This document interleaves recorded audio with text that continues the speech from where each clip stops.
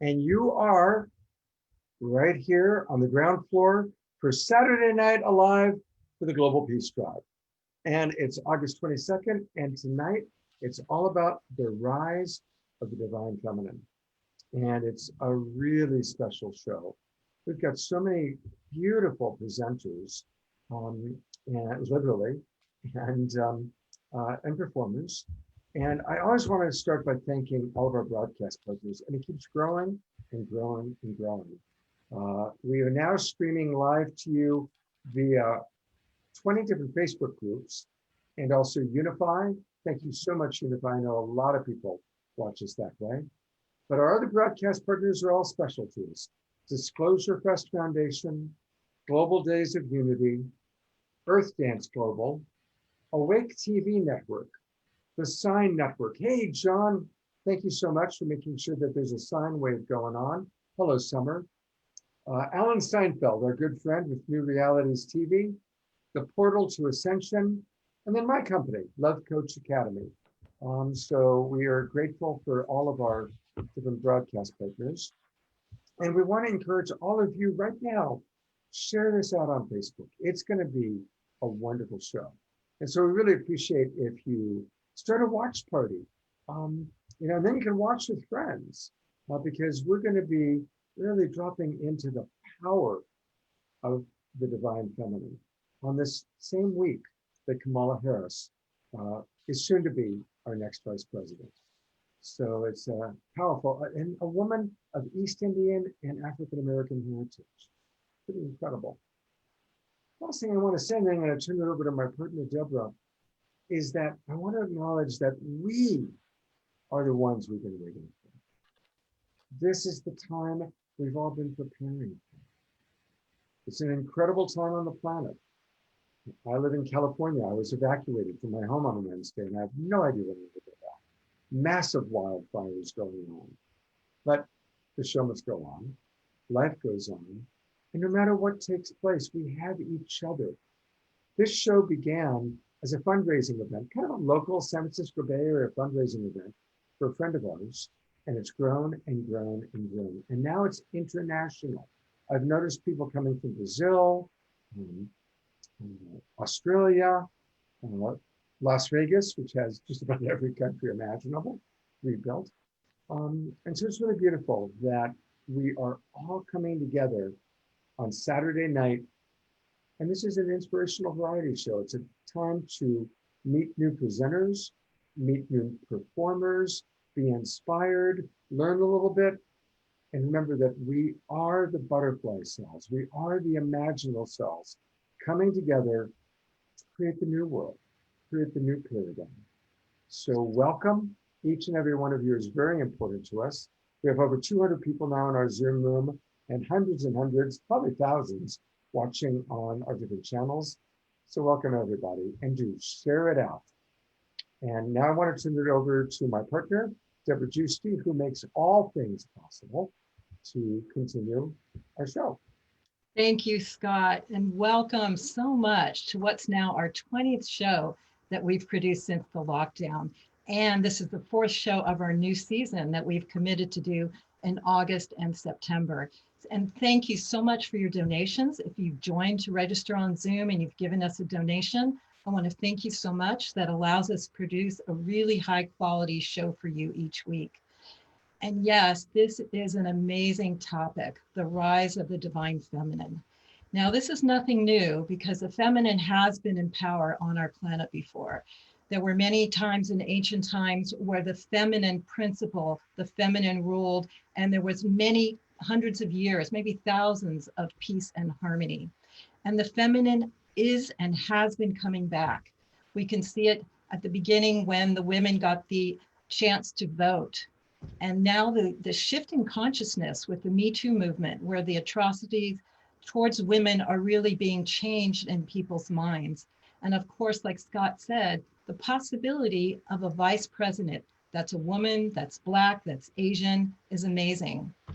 And also the feminine principle has been coming back. Now it's cool to not be a racist.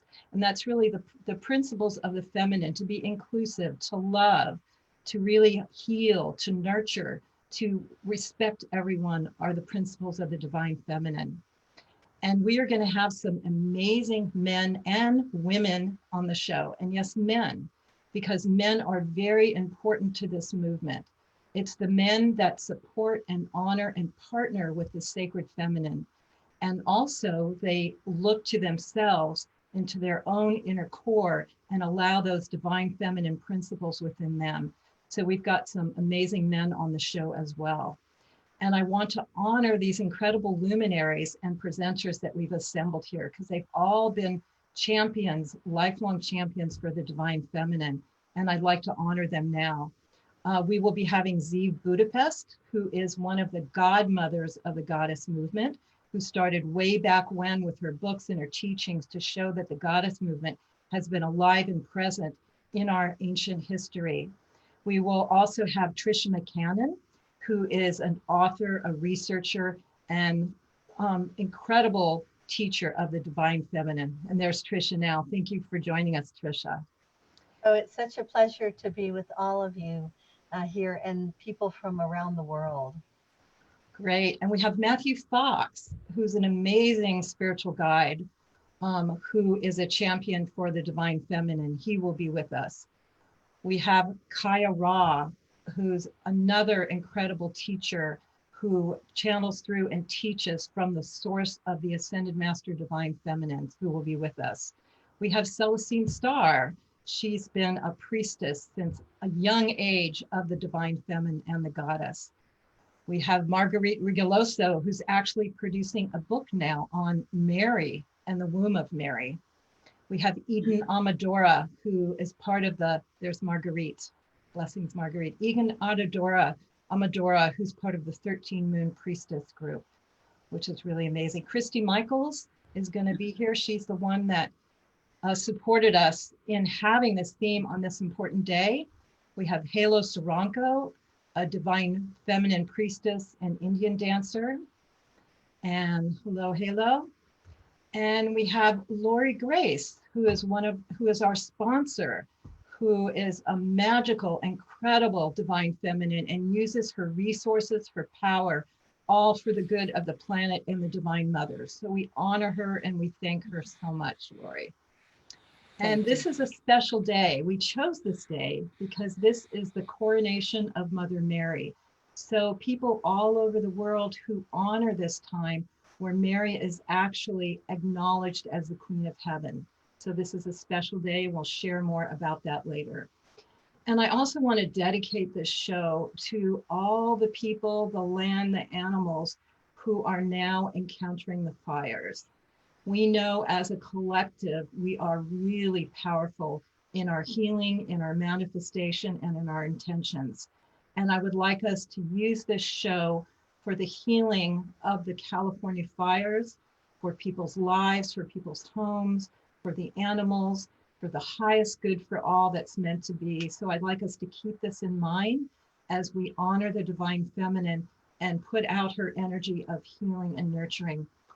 Because as we said, Scott's been evacuated. Several people, including me, on our show may be evacuated. So we're in the thick of it right now, but we're here still to serve and honor.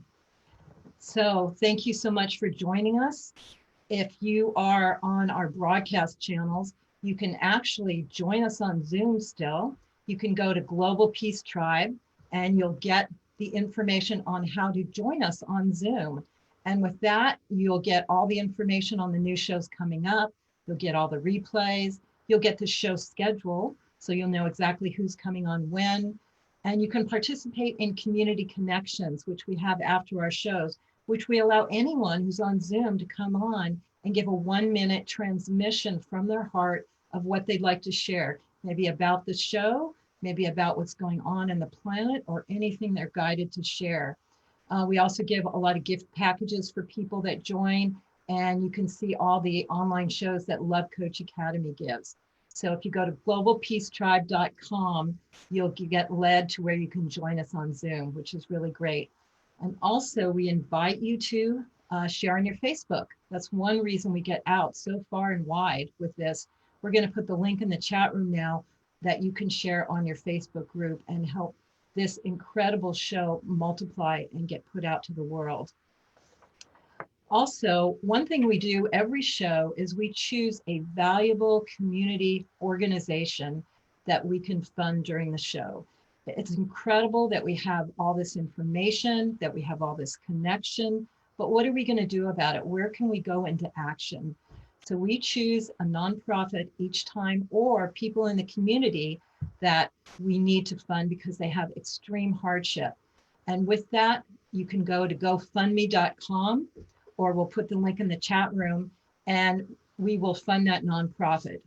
And this time we are going to fund Community Zambia, and they give back to deaf Zambians. It's an incredible organization that supports people that are deaf in Zambia. And this is one of Christy Michaels' beloved organizations, and we're going to talk about it a little bit more later and show how you can do that. We've been able to generate most every time $1,000 to those organizations. And I want to tell you, it's really fun for me to write those $1,000 checks to those needy, those incredible organizations that can do so much good. So you gift the money to us and we gift it back. So it's a really powerful thing that we can do here. So thank you so much for joining us. And now I'm going to turn it over to Christy Michaels. She was the one who was inspired for this day to do this Divine Feminine because of this special day that it is. She is an impeccable leader of the Divine Feminine in our community, especially with Mary Magdalene. And as we share the Divine Feminine, we honor Mother Mary, but all the goddesses, ascended masters, all those that bring through the Divine Feminine, and Mary Magdalene is definitely one of them. She leads a Mary Magdalene organization in the Bay Area and does all sorts of ceremony and groups, and just did a 2-hour presentation earlier today that you can see on replays on Love Coach Academy. So thank you, Christy, so much for being such a champion for the Divine Feminine nonstop. And I'd love to know this special day that we're gathering today and what the coronation of Mother Mary is and why it's so special for us to come together this day. Thank you, Christy. Thank you so much, Deborah and Scott. And this is such a phenomenal thing that you guys are doing. You are creating a new earth. You guys are creating a global humanitarian culture of peace and love. And I am so deeply grateful to you. So thank you so much. Today is the high holy day of the Queenship of Mary. This is the day when Mary was crowned the Queen of Heaven. She was raised up as an equal in status with Jesus. So it really was a time that the patriarchy actually was willing to put her in place as an equal. So tonight is called the Divine Feminine, but why? Why are we calling it the rise of the Divine Feminine? Because the years of suppression are over. We're done with suppressing the Divine Feminine. And we have tonight, you're going to meet some of the leading women who have brought forth the presence of the goddess culture. And despite what the patriarchy might say, many have overcome just horrible, you can't even imagine the abuses that some of these women on this program have done, but they have risen up past any kind of consciousness of victimhood to claim themselves as a high priestess. And for this, I am so deeply honored to join with you and share this platform with you and call you my friend. For as Marguerite talked, and you have to go and watch the afternoon thing, the goddess strife is alive and well. And so we have friendship to heal us and bring us together. So the time has come now for this greater truth of who the Queen of Mary is.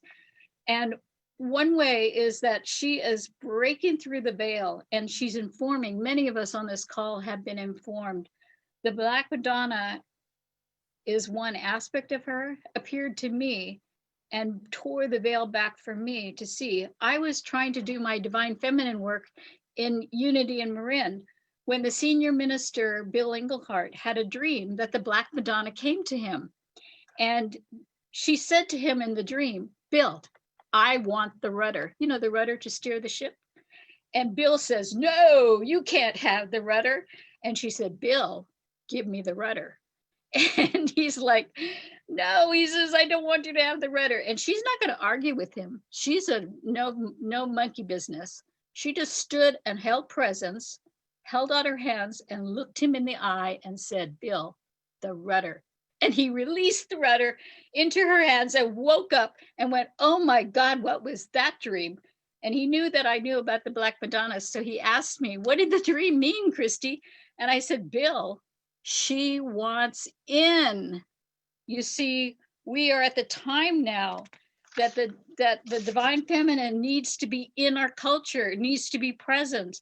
And this is the first time I did the ceremony, the doors suddenly flew open and I was able to do a ceremony. So I wanted to honor the Black Madonna. So I asked Elizabeth Gibbons, who is an artist, of a stunning large Black Madonna painting.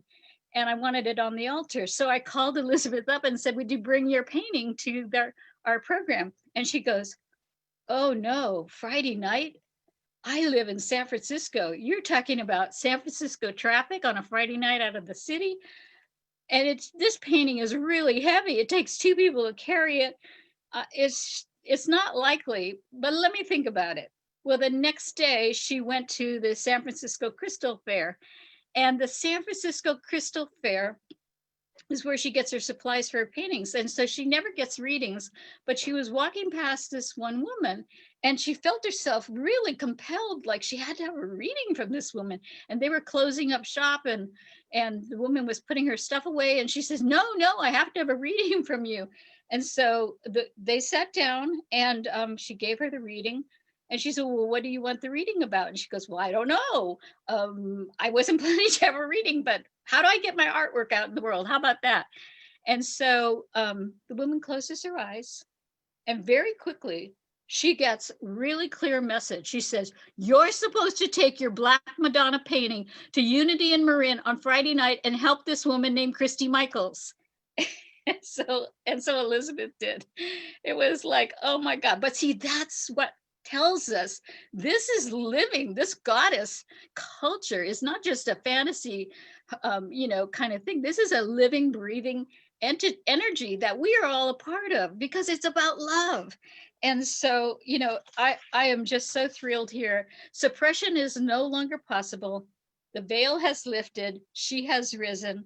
Welcome, welcome, welcome. Thank you, Deborah. Thank you so much, Christy, and thank you for everything that you do. And definitely want to invite people to go watch Christy's amazing show she did earlier this afternoon. You can catch it on Love Coach Academy videos or Mary Magdalene. Thank you so much. Well, we always like to start with some dynamic music, but we also wanted to start with dynamic music that included a blessing. And so it's my pleasure to introduce two of my dearest friends. This is Heather and Donnie coming all the way from their Maui Mansion Music Studio in Maui. And Heather and Donnie have been creating incredible experiences together all over the world, all the way to Egypt. They are connected to many remarkable traditions. Heather is an inspiring healer, planetary priestess, cultural creative, and recording artist. And she and Donnie are the visionary creators of the acclaimed mystical alchemy. Together, along with myself, we did the Compassionate Warrior training, which has become very, very popular. Donnie has created a wide variety of CDs, musical. He's a tremendous source of inspiration and support.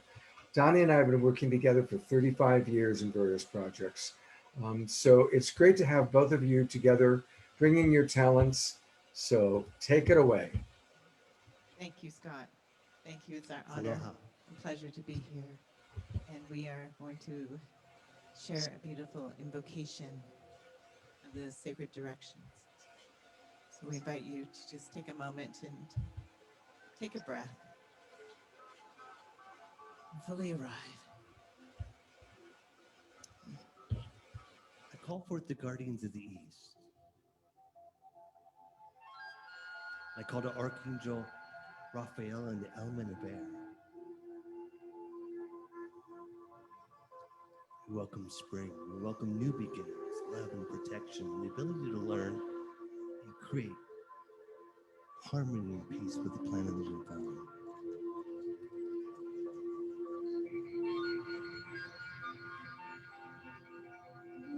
Help us to remember our ancient future ways today. Thank you, Guardians of the East, for joining us on this magical, mystical day. We ask for the blessings of the direction of the south. We call to Archangel Michael to bring your sword of truth and cut away all cords of discord. We call to the noonday sun, the time of summer, the time of adolescence, the time when things are growing and blossoming into being, the time when we are growing and blossoming into being. We call forth the energy and power of our solar sun, which beats down upon our earth, activating the life force within seeds that have been planted beneath the earth until it becomes so strong that it breaks its shell and new life emerges. We recognize this energy as being aligned with our mental bodies, our ability to see those seeds of our intentions into fruition. May we align our minds with the divine mind of infinite perfection and know we are worthy of all good things. May we stand in our personal power and move with warmth, confidence, radiance, great magnetism, magnetizing to us all good things. We welcome the blessings of the direction of the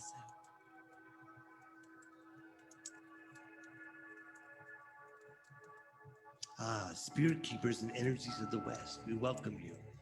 Call upon your divine presence in the season of autumn and calling in Archangel Gabriel to guard and protect the space and everyone in it.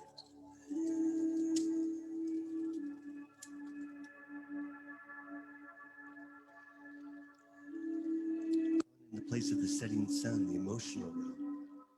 Calling in the dolphins and the playfulness of the otters and seals. Spirit keepers of the West, we welcome your presence and we are grateful, so grateful. Grateful for the blessing and assistance that you bring into our ohana in this magical and mystical moment of time. And so it is.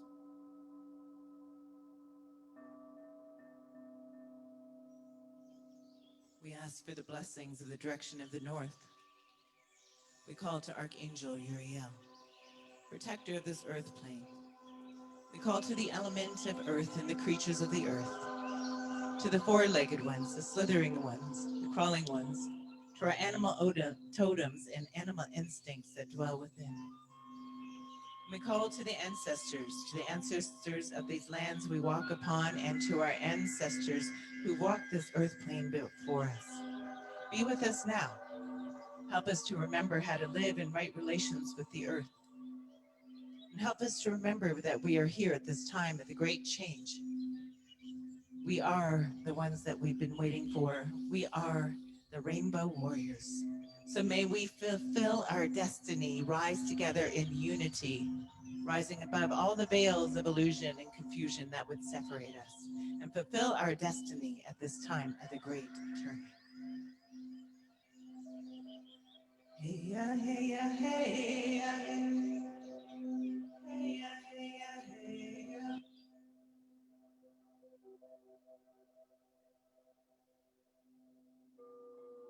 I invoke the guardians of the above, and the spirit of the above, the element of ether.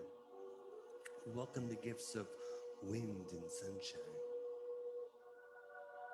Calling in the divine feminine, Father Sky, Father Sun, Grandmother Moon, Skywalkers, the angelic realms, the Great White Brotherhood, our spirit guides, and our ancestors for their wisdom and watchful guidance over our life path. We are grateful for your presence on this magical, mystical day. Thank you for your assistance. Mahalo nui loa. So it is.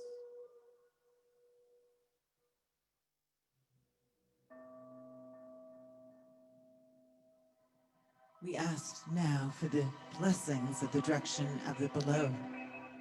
we turn our awareness to inner earth, to the spirit of the earth. May we recognize that the earth is a living, breathing, sentient being. Some call her Gaia. Some call her Pachamama. Some call her Tara. Some call her Turtle Island. The Hawaiians call her Haumea. They can't also call her Papa. They call the land the Aina and her life force energy the Mana. May we send our roots now deep down into the heart of Mother Earth and call forth her Mana, her wisdom, to come streaming in through our roots into our veins, just as she runs through the veins of the tall trees which grow stronger with the purifying fires of time. May we too grow stronger through these purifying fires of time. May we be deeply rooted and connected. May we know that we are supported and guided in all good ways. May we feel that support and heed that guidance and tread lightly upon the earth, walking the path of beauty in right relations with all of our relations. Hey ya mama, hey ya mama, hey ya mama, hey ya mama.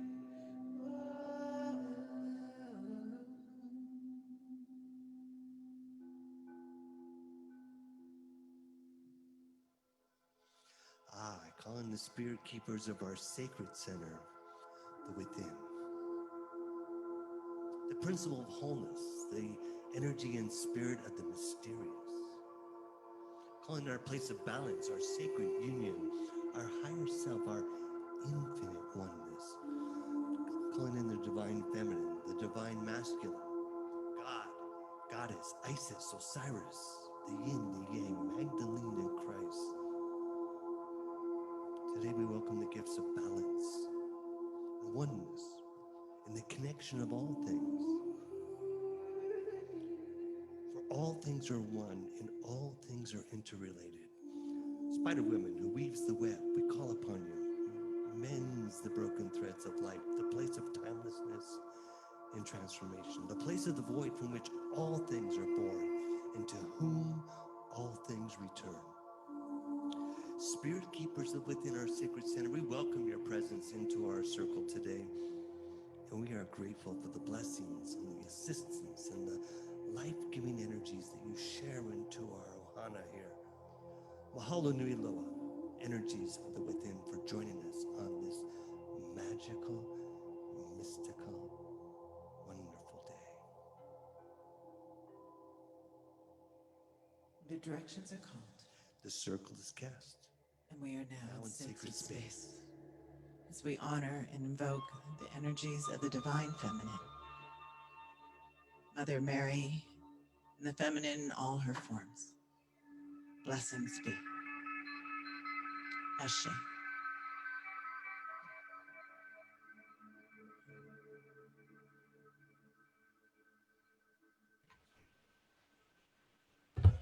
Thank you so much, Donnie and Heather, for that beautiful, beautiful opening blessing. It was wonderful watching everybody tuning in. Thank you so much. And turn it over to Deborah. Yes, thank you so much, Donnie and Heather, all the way from Hawaii, be with us now. Beautiful opening. And we're going to continue that with our speakers. And just to let you know, if you're looking at your schedule, we had intended to have Andrew Harvey with us because he is an amazing champion for the divine feminine, and he was not feeling well. He could not be with us, but on Love Coach Academy, he's going to be presented, and we will have him back again because we love him and what he stands for. So we send him healing and love. And to continue deepening now into the divine feminine, we are going to begin with an amazing woman. Eden Amadora is a speaker, coach, mentor, and spiritual guide, and she's a featured author in the New Feminine Evolutionary, Sacred Body Wisdom, and Divine Reunion. And after 20 years of yogic and shamanic training and going the world, being a first-class model and all kinds of other things, she was called deeply by the divine feminine into the 13 Moon Mystery School training.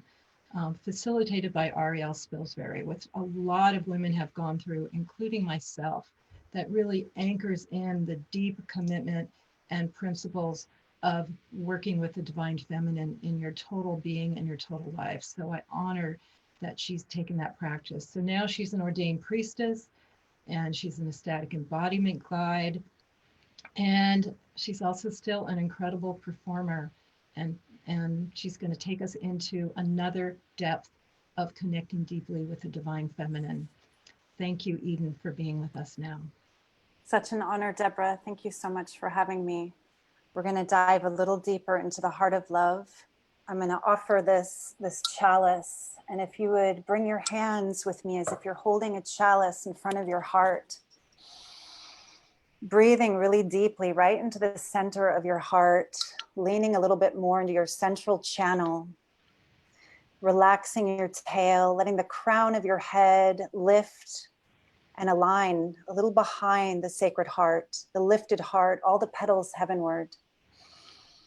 As she rises as Shakti to fill our overflowing cup, she also descends as Sophia, involution, the limitless, limitless light of grace, Mother, a Holy Spirit, until this heart becomes an overflowing cup. So deeply breathing into the center of your sacred heart. Taking a few deep sighs with me and just filling this cup together. Inhaling as if you could drink up from the great below and fountain this chalice with the exhale. Gratitude and joy, finding something even now, one more deep, deep inhalation.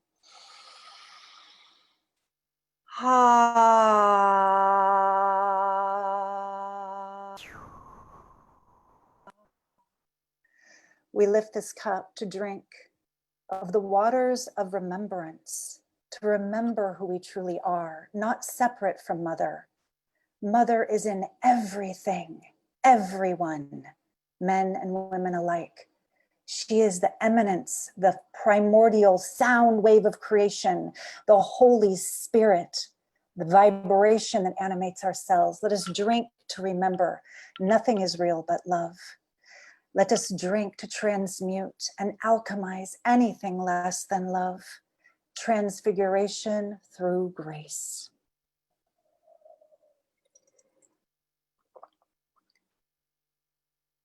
Thank you, Mother, these waters. And we pray for the sweet waters, the waters to fall down upon the fires now, the fires burning, raging in this area, feeling the waters in our own blood, putting a hand on your heart, a hand on your lower belly. Water, memnos, Mother, waters of remembrance. We are one in the Mother. We all have record and memory within the waters of our being. Every breath activating the DNA, every breath activating the spine. Mother, help us remember on this day, we are one in the heart. When there is so much apparent division, burning, toxic, overblown yang energy on this planet, let us bring the sweet, sweet waters of forgiveness. Let us bring our tears of mercy. Let us bring the sweet waters of kindness to one another. I offer you this from my heart to yours. Mother says, there is nothing you have ever done that could make me not love you. I simply love you. And there is nothing you can do to make me not love you. I simply love you. You are love. Remember who you are. Children, she embraces us unconditionally. Let us put our arms around ourselves for one moment. I know it's been hard. It's been scary. It's been confusing. It's been insane. Let's just name it. Oh my God, years ago, I was privileged to spend 5 days with Andrew Harvey, co-facilitating a Becoming the Flame of Love retreat. And he took us there with Kali Ma. He said, if you cannot recognize the insanity of this world, then you will not wake up. You are bypassed. So I channel a little bit of Andrew's fierce love for us today. Look at the insanity and then still choose love. Choose forgiveness. Choose to see there are no others. I am another you. As the great masters say, we are here, all of us together in this, and we are awakening, and we are rising eye to eye, heart to heart, wingtip to wingtip. Together, we rise. In love and only love. Blessed be.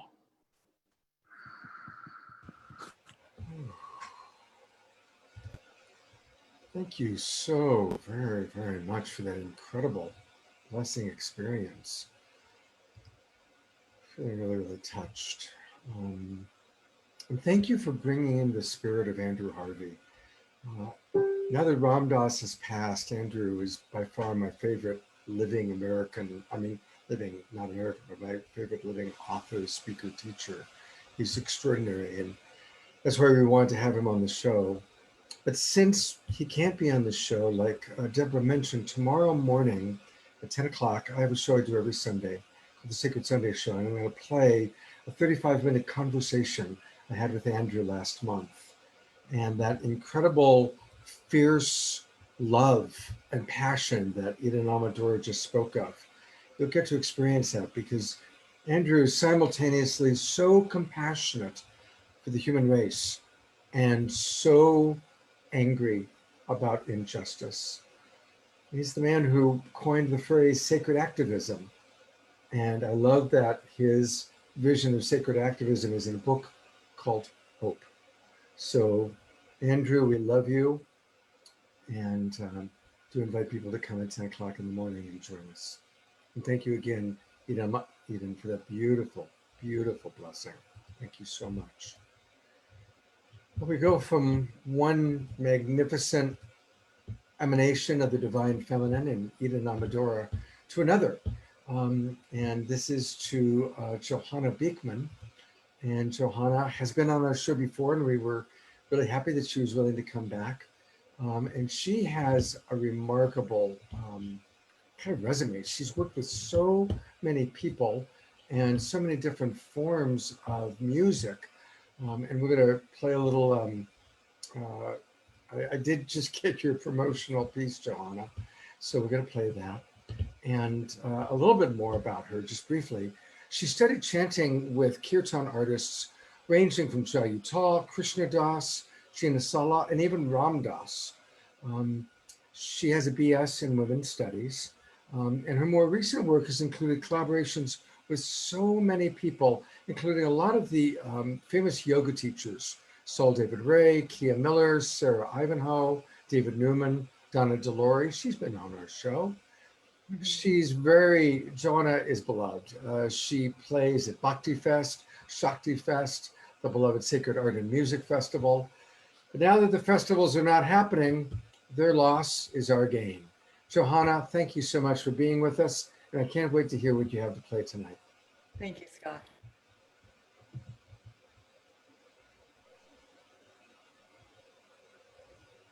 So I'd like to sing a song to the Divine Feminine. This is off my new album called Mantra Soul, bringing the gospel of the East with the gospel of the West. So there's a familiar song in here that was gifted to the women's community by a beautiful woman named Diana Hull. She was a doula. And so I thought it was really, really powerful to include this song. It's a new formation on this new album. It's called The Earth Beneath Me, and you might know it as Back to the Sea.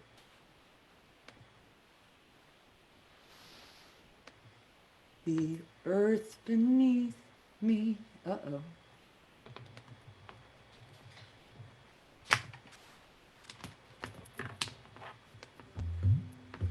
earth beneath me, the sky above, this heart that's beating.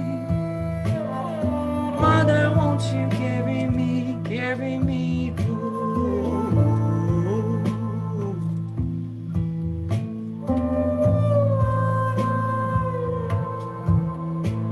The river is flowing, flowing and growing. The river is flowing home to the sea. Mother, carry me, child, I will always be. Mother, carry me home to the sea. The earth beneath me, the sky above, this heart that's beating. Mother, won't you carry me, carry me, carry me, the earth beneath me, yeah. The sky that's parting, this heart that's singing. Oh, Mother, won't you carry me, carry me, carry me back home.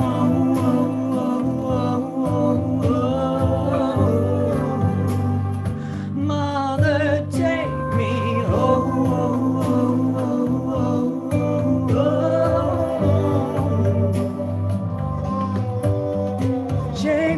J-Mars flowing, flowing and growing. The river is flowing home side of me. Yeah.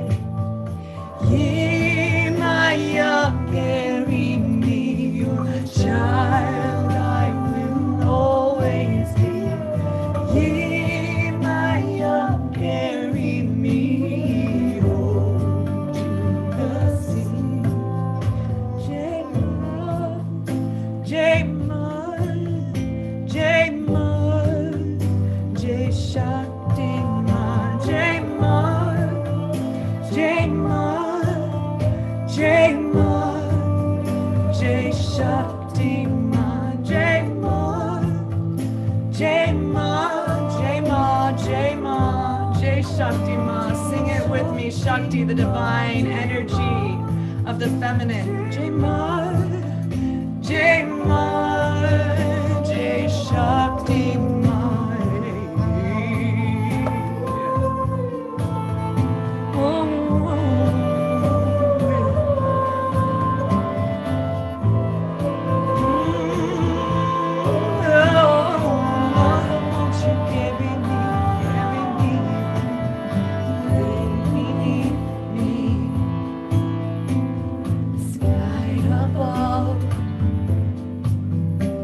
This heart that's beating.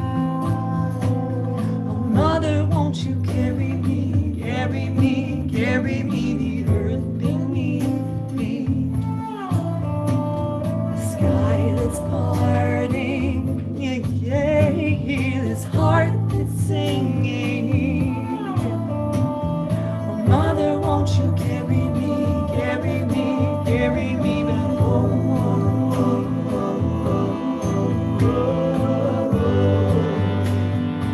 Mother, take me home.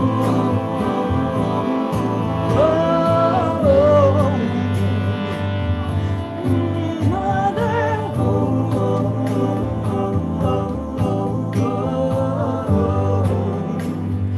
Mother, take me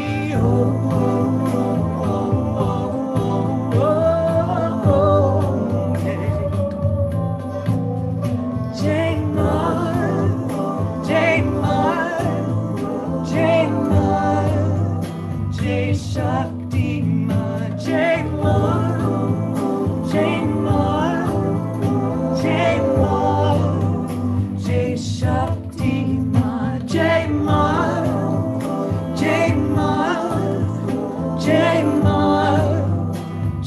Shakti Ma, Jai Ma, Jai Ma, Jai Ma, Jai Shakti Ma. Wade in the water, I say, wade in the water, children, wade in the water. I said, Ma's gonna bless this water. I said, Mother Ocean, Mother Ocean, Mother Ocean, ocean deep, living inside me, ocean deep. Mother, won't you guide me, ocean deep, living inside me, ocean deep, living inside me, ocean deep, living inside me, ocean deep, living inside.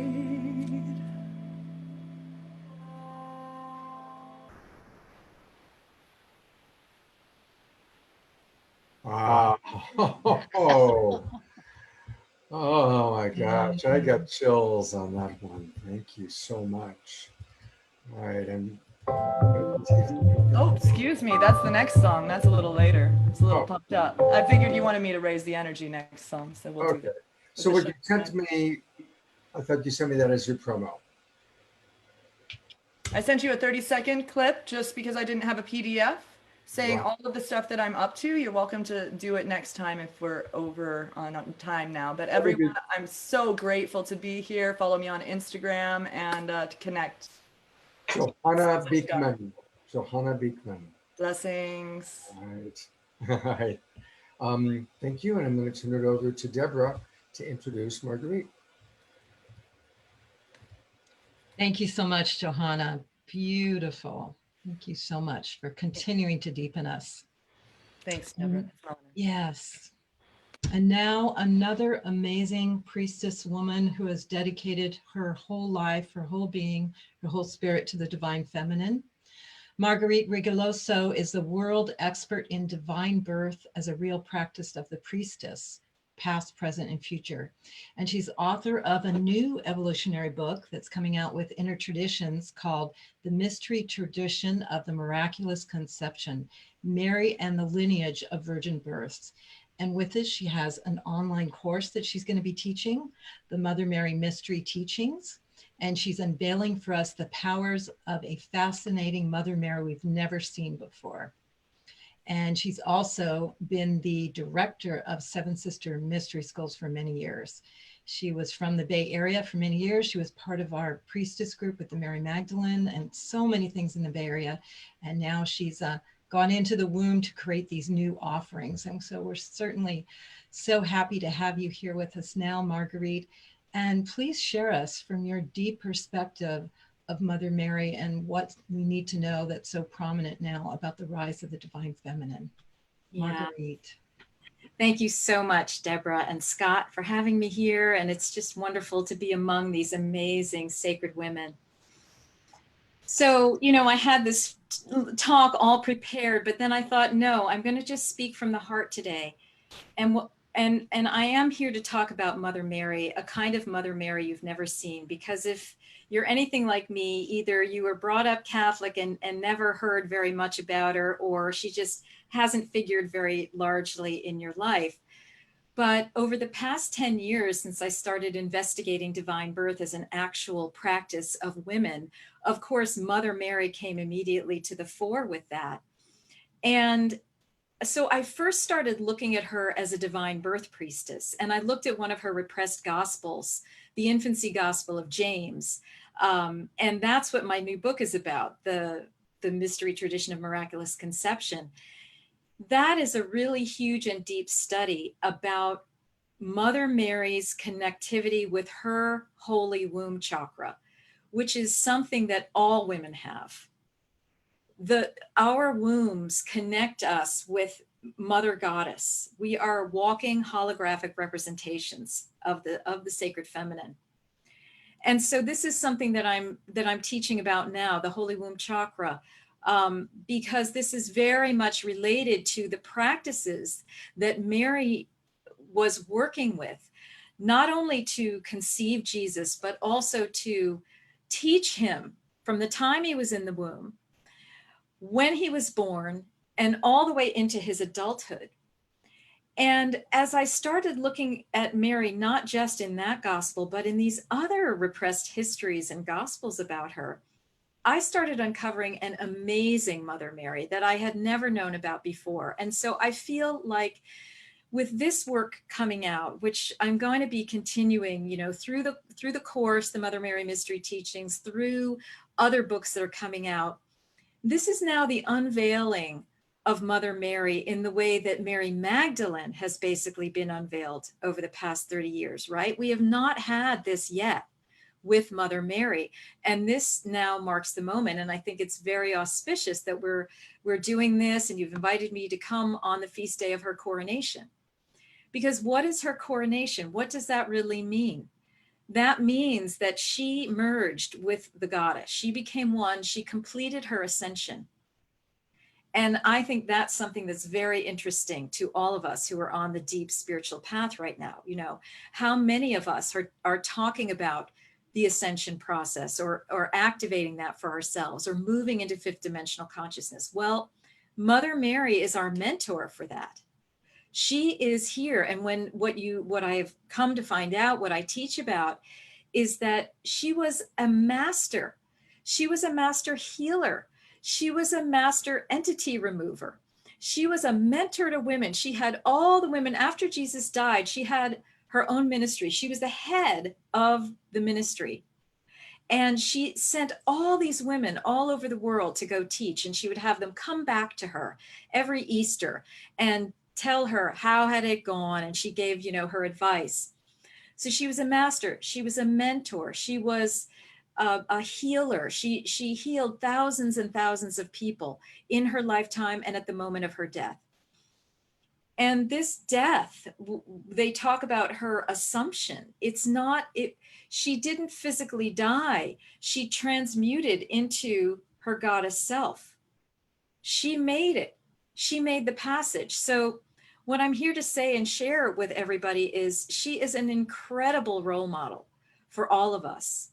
And I have a couple of more minutes. I'm just going to invite us to, if you wish, to just close your eyes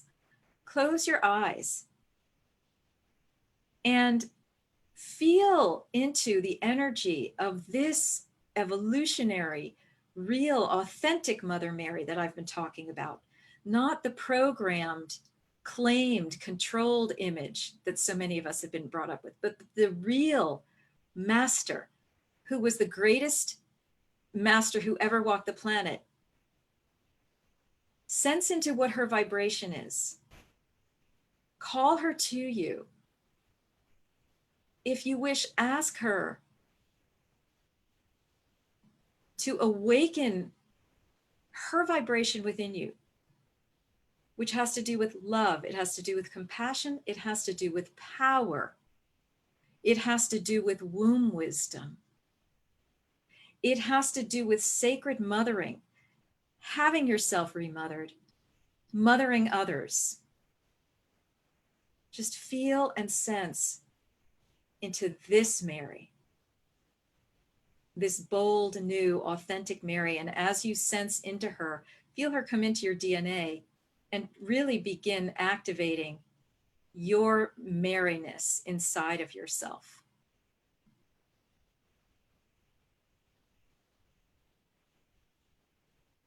And I'm just invoking her right now to come among us on this special day.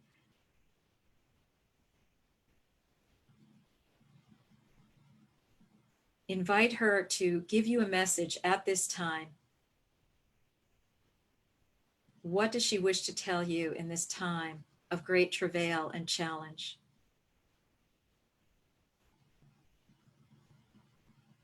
What is her gift to you today?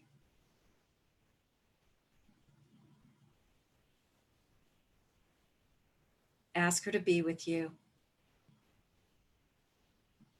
ask to continue this relationship now into the future. Blessed be, and thank you, Mother Mary. And if you'd like to know more, you can visit my website, sevensistersmysteryschool.com, because there's so much more that I have said about this. There's so much more that can be said about this. There's so much more to experience about an authentic Mother Mary, who was the teacher of Magdalene, and she was Magdalene's mother-in-law. So these are just some concepts to spark our imagination. Blessed be. Thank you so much, Marguerite. One of the blessings of my life is by doing this show, often I'm bringing people that I've known for many years. Tricia McKinnon, I think I've known for 30 years. But I did not know Marguerite until today. And I hosted a previous show that she was also on. And I just love your vision of Mary and the stories that you're sharing and giving us an opportunity to expand it. I just have to say, 11 years ago this week, I was in Turkey with my wife, who has since passed away, and we visited the final home where Mary lived for the last few years of her life. And on my Facebook memories 2 days ago, all those photos came up from 11 years ago. So I'm definitely getting a blast. And being there was very profound. It's an amazing place. I don't know if you've had a chance to pilgrimage there. But pilgrims come from all over the world to this little simple home. They've reconstructed it. That's where she lived out in the last years. So thank you very much, Marguerite. And I do want to encourage everyone to go to her website. And again, Marguerite's website is, I'm going to pull it up one more time. I was showing it while you were talking for a moment. It's sevensistersmysteryschool.com. sevensistersmysteryschool.com. So let's definitely all check that out. And thanks again, Marguerite. Thank you so much. Well, now is the time of the show that we get to share with you tonight's nonprofit organization that we're supporting. And this is one of the beautiful things that has emerged out of the Saturday Night Alive for the Global Peace Tribe show, is that we support other organizations. And so I want to encourage all of you, please go to GoFundMe and donate to Global Peace Tribe Support. Or just go to GoFundMe and put in Global Peace Tribe and you'll find us easily. And we have sponsored every week at least one organization. There were some weeks we sponsored as many as 3 organizations, and everybody receives between $500 and $1,000, usually $1,000, based on how generous all of you are. I want to thank those of you that have already provided some support today. And a little bit later on in the show, I'm going to thank everybody, whether you donate $10 or $1,000. We're going to say thank you. And if you want to be anonymous, just be anonymous. And we've got a really special organization tonight. And I'm going to show a little video to introduce it. Actually, I guess we're going to go to Connie first, who's going to tell us about the video. So Connie, I'm going to find you somewhere in our gallery view. There you are. All right. Hi, Connie.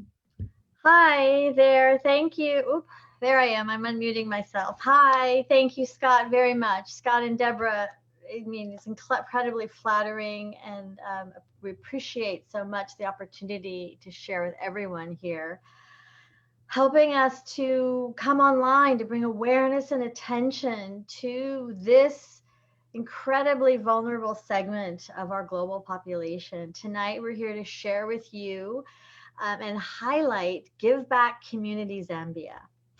And I'm very excited to share this partnership because their focus is on increasing access to and improving the opportunities to the hearing impaired in Zambia. We don't really call them deaf anymore. They feel that that is, subjugating them to something's wrong with them or they're broken in some way. So our primary focus is on providing support to this incredibly vulnerable segment that without support, especially in Zambia, quite frankly, they just wouldn't survive.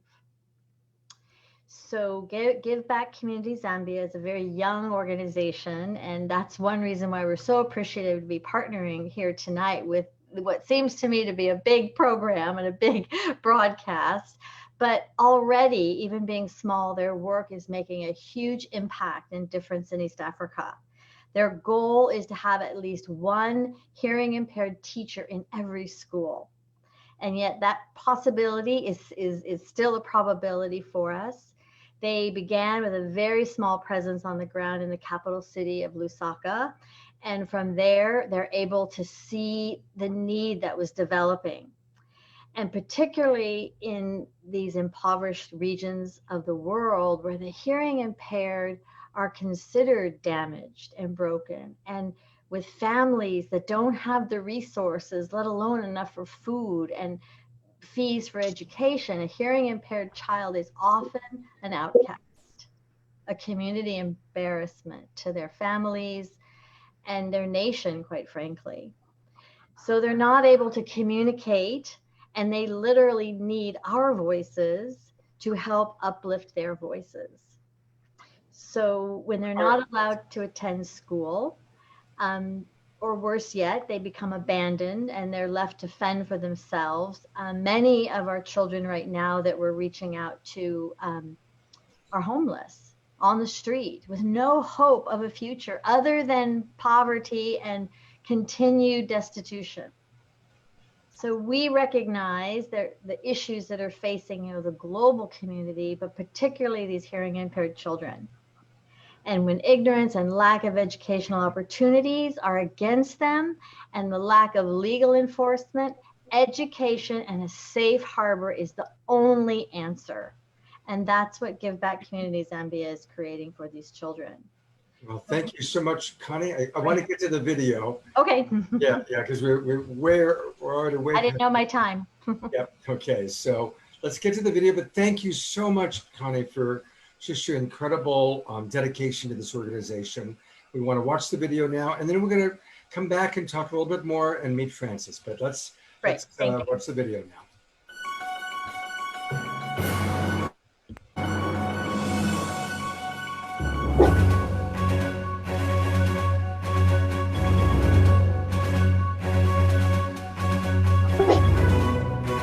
Yeah, looks good. I want you to meet my beautiful sister. This is Yuffie.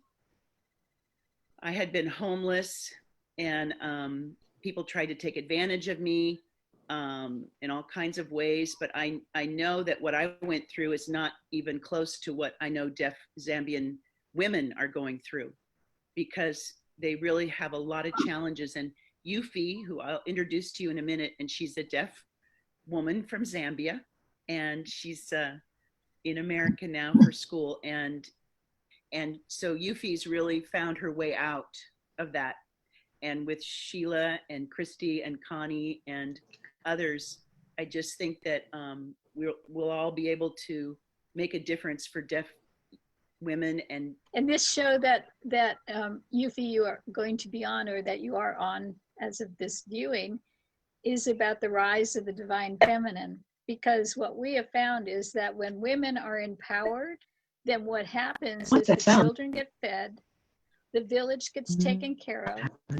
And so we want to support you and hear your story, the way that your life is turning around, so that people who are hearing your story may donate to the GoFundMe campaign, so that we may donate to you and your project. It would be Give Back to Zambia Community Project. Thank you. So I live in Rochester, New York now, and I moved to the US in 2018, and I'm a student at Rochester Institute of Technology, and I am so grateful that I'm made it here today. So there's a lot of us that grew up in poor families, and we can't get the money, the finances for the education that we desire. And especially deaf women have a lot more suffering than our hearing siblings or counterparts. So I kept thinking, if I could get some kind of support in some kind of way, then what I want to do is give back. Yeah, that a lot of the hearing parents don't know what to do. My goodness, I have a deaf child. She must be deaf and dumb. but deaf people are bright. They do have skills and they can work and they can do anything that their siblings can, but it's really a systemic problem. The system just continues to really, really oppress deaf women. And especially with something like this is helping us get the word out and really expand the awareness. So I really appreciate this opportunity to share, because it isn't so easy for us to have a way to share our story because of all the communication barriers. So Frances is saying, again, with your amazing help, Eufy will be able to do a lot for so many. And I'm glad to hear you say about wanting the platform to share your story. well, first I want to thank you, Christy. It's a real joy to be able to share my story with so many people and viewers, because I appreciate all the opportunity to learn how to be empowered. I remember, and that when you have advocacy and people like you reaching out, it makes a huge difference for people like me back home. So Yes. Thank you. Yes. Beautiful. Well, thank you so much. We're going to meet Eufy. We're going to meet Frances. We're going to meet them a little bit later on the show. So we wanted to introduce you, Connie, and introduce the video. And we're definitely looking forward to, meeting them both. And again, a reminder for people, please go to GoFundMe and be generous. And I'm going to be reading off the names of those of you who've donated. So thank you so much. We really want to support this wonderful organization. And thank you again, Connie, for all that you're doing to make the world a better place. Thank you. Thanks so much, everybody. All right. All right. Well, I get to introduce somebody I've known for a very long time.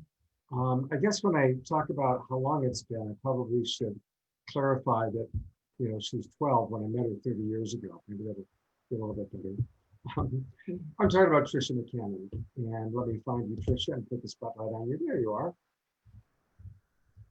Tricia McCannon is a very well-known American clairvoyant, historian, author, and teacher. She's traveled the world in search of answers to the greatest mysteries of the ages, and what a life she's had. For decades, she's been a headliner at conferences in both Europe and America. She's a mystical symbologist and an initiate in ancient paths of wisdom. She's really kind of like the female Andrew Harvey in a sense, in that she has studied so many different approaches to understanding the mystical and spiritual life. She's appeared on hundreds of radio shows, including some of the most popular ones like Coast to Coast AM, Dreamland, and more. She has written many books. She is the author of over 30 DVDs, 13 online classes. She's given readings to over 6,000 people. And we are blessed to have with us Tricia McCannon. Welcome, Tricia. Thank you so much, Scott and Deborah, for having me on this beautiful program. And I just want to say thanks to all the beautiful women, the gorgeous music, and the beautiful transmissions. It reminds me of what is so beautiful and profound about the Divine Mother and the Goddess path. And I'll speak a little bit about my own path. I've been clairvoyant since I was young, clairaudient and clairvoyant. I've seen angels since I was a child and masters. I became initiated in a very powerful path of the light and sound when I was 19 years old. And it's a path that teaches soul travel and the ability to travel into the higher worlds. I was working with masters all during my 20s and perfectly happy. And I wound up discovering the Divine Feminine, the Divine Mother, because I did a process to meet my own spirit guides. I had been seeing spirit guides around people for years and years. And someone asked me one time, who are yours? And I was like, well, gosh, I don't know. I mean, I've been working with masters, but I don't really know. So I did this whole journey work, and who showed up was the Divine Mother and the Divine Father. And the Divine Mother called herself Auriel, not Ariel, Auriel. And I said, do you spell that with an A or an O? And she laughed and she said, either, for I am the center of all things and I am the beginning of all things, the Alpha. And she appeared as a golden and rose colored energy. I mean, there was no form for the longest time. And totally heart, complete divine heart, like your heart would just melt when she would come in. And then over time, she began to appear to me in these other forms. She appeared as Kuan Yin. She appeared as White Buffalo Calf Woman. She appeared as Isis. She appeared in all these different forms. And I would say, Oriel, why are you dressed like Isis? And we're on like a barge going down the Nile. And she would laugh and she'd say, do you not realize who I am yet? And I'm like, well, what do you mean? She said, I am the creatress from which all the divine mothers flow. I am the beginning and the end of all life. And she talked about how the entire universe was her body, that literally we're like fish swimming around in water, having a conversation as to whether there's any water. Have you seen any evidence for water? I don't know if God or the goddess exists. I don't see any evidence, but we're literally in the body. All these dimensions are the divine mother. And of course, the divine father is the spiral, the great eagle that turns the entire matrix, because they work in balance with one another. So when I was about 28 years old, much to my surprise, because I had been working with these great masters, male and female, but more male, I wound up having an experience where I I dreamt one of those lucid dreams that I'd gone back to school for my master's degree, very funny. And when I woke up in the dorm room, there were all these, let's say, extraterrestrial hermetic symbols on the walls. And I tried to remember them, but I couldn't quite. And I fell back asleep. And when I woke up, I could only remember one. And I went to the library of the university to see if I could find it. And it was a circle with a dot at the center. And somehow I knew that meant the beginning of all things and the end of all things, although I did not know how I knew that. And suddenly the student assistant came and got me and said, there's a phone call for you at the front desk. And I'm like, for me? Nobody even knows I'm here. And I went to the phone, picked it up. It wasn't a cell phone at the time. And I said, hello, this is Tricia McCannon. Who's this? And they said, we've called to tell you that your dreams are real. And I said, what? Who is this? And they said, we're from the priestesses of Isis. And that's all we're permitted to tell you at this time. And it was a woman. And then she hung up. And then I woke up and it was a dream within a dream. And so, of course, I was like, well, what the heck? I mean, who are the priestesses of Isis? Some strange Egyptian cult, you know, and what were those symbols? And so about 2 months later, I was in a store called Illumina, a beautiful gift store with gorgeous crystals and jewelry. And I was looking at this Egyptian statue of actually the goddess Ma'at, which represents cosmic law. And the woman behind the counter said, are you interested in Egyptian things? And I was like, well, yeah, I've been dreaming of the priestesses of Isis. And she said, tell me your dreams. And I said, well, I'm not sure, you know, you're going to understand my dreams. I'm not even sure I understand them. And she said, try me. I'm a hierophant, which means a high initiate, and in the priestesses of Isis. And this was to become my shaman teacher. And because of this, I went to spend the afternoon with her. And that afternoon completely shifted my world. I was already very conscious, spiritually conscious, soul travel, clairvoyance, so forth. But she told me something I had never known. For example, she told me that all mammals are created biologically female. Did you know that? I mean, I didn't. I had been raised Judeo-Christian in the Episcopalian Church. I was told, you know, Adam first, Eve got taken from the rib, and therefore women should be subservient, and women should always suffer because they ate the apple after all. They're to blame for everything. And I was like, of course, I didn't really believe that, but that was the program. And so this was a revelation that the existence of the male is because of the release of an additional androgen, that all biological life is created, all mammals at least, female first. And so that means that the male is a subset of the female. So that means that everything we've been told is wrong. I mean, the whole premise for women being subservient and submissive is wrong. I mean, in truth, the goddess loves the divine masculine and they are partners. But it shifted my world. And, you know, it was very clear that I needed to study with her. But the truth was, I was a scaredy cat. And I was very happy with the masters that I was working with. And so it was to be 5 years before I returned to begin to study with her. And she convened a circle. And that was because in people's readings, sometimes these divine presences would show up, goddesses. They would tell me their names. I'd see their powers. I'd see their symbols. I would have interactive conversations with them in multidimensional levels. And I was like, how is this really possible? I mean, you know, I can understand they could be historic figures, but how could they actually be now alive and me interacting and them having conversations with me?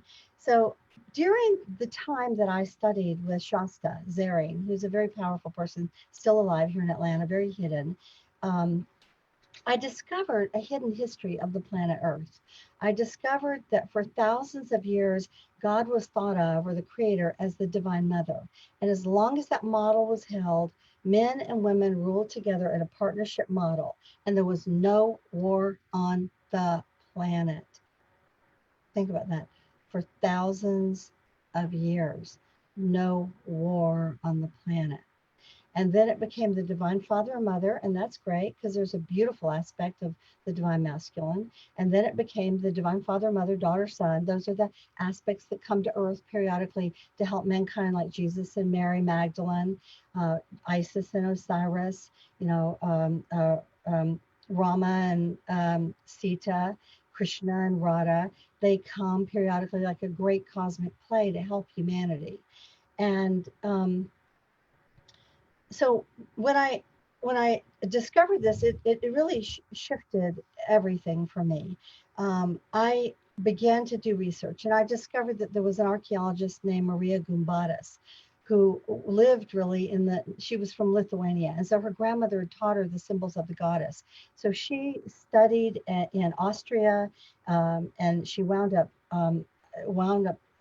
teaching at Harvard for many years. And then she went for over 12, 15 years on her own digs in the Mediterranean. And she discovered goddess statues going back over 800,000 years. 230,000 years. There have been over 130 of these statues found in Romania, Israel, Turkey, Lebanon, Syria, Iraq, Egypt, Germany, Austria, France, the Czech Republic, just to name a few. And so there was a symbol language that she recognized, and it was about the functionality or the unfurling of the universe. The spiral, for example, the golden means spiral. The shell, the vesica piscis, which is the womb, but it's created by the joining of the masculine and feminine that awakens the third eye and balances the two hemispheres of the brain and allows us to have access into the inner planes, the inner worlds. So this was huge. And so of course there's a beautiful aspect of the divine masculine, but what happens is there's a negative feminine and a positive feminine, a negative masculine and a positive masculine. When the negative masculine becomes dominant, they suppress the feminine, so women have no power except to give men babies and sex. And so everything goes cattywampus. So the feminine has to come back into balance so the masculine can come back into balance. And that is really where we are today. So we are, as some of our earlier guests said, we're at a time of the great awakening. We're at a time of change. We're at a time when the only thing that's going to save us really is the rise of the divine feminine, not just in women, but also in men, because men have a feminine and a masculine side, just like women have a feminine and a masculine side. And it is the joining and balancing of these two that gives us access into the inner planes, into a realization that we're immortal beings, that this is a school that we're in, the planet Earth. We're in school every single day. We're making choices between love and hate, between unity and division. And the goddess represents that heart energy, as some of our other beautiful speakers have said so eloquently. And it's also just as important that the divine feminine honors the divine masculine. because otherwise we too can get out of balance. So that's kind of the essence of what I have to say. And it's such an honor to be with all of you from around the world today. If you want to know more about me, you can go to TrishaMcCannon.com, and I'm sure that Deborah will probably type it in.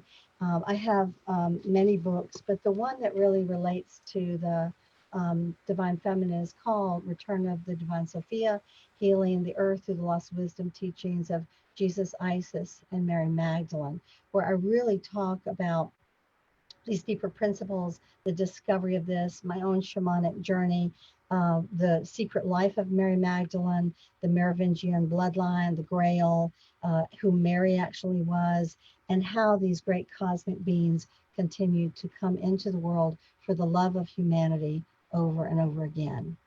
So thank you all so very much.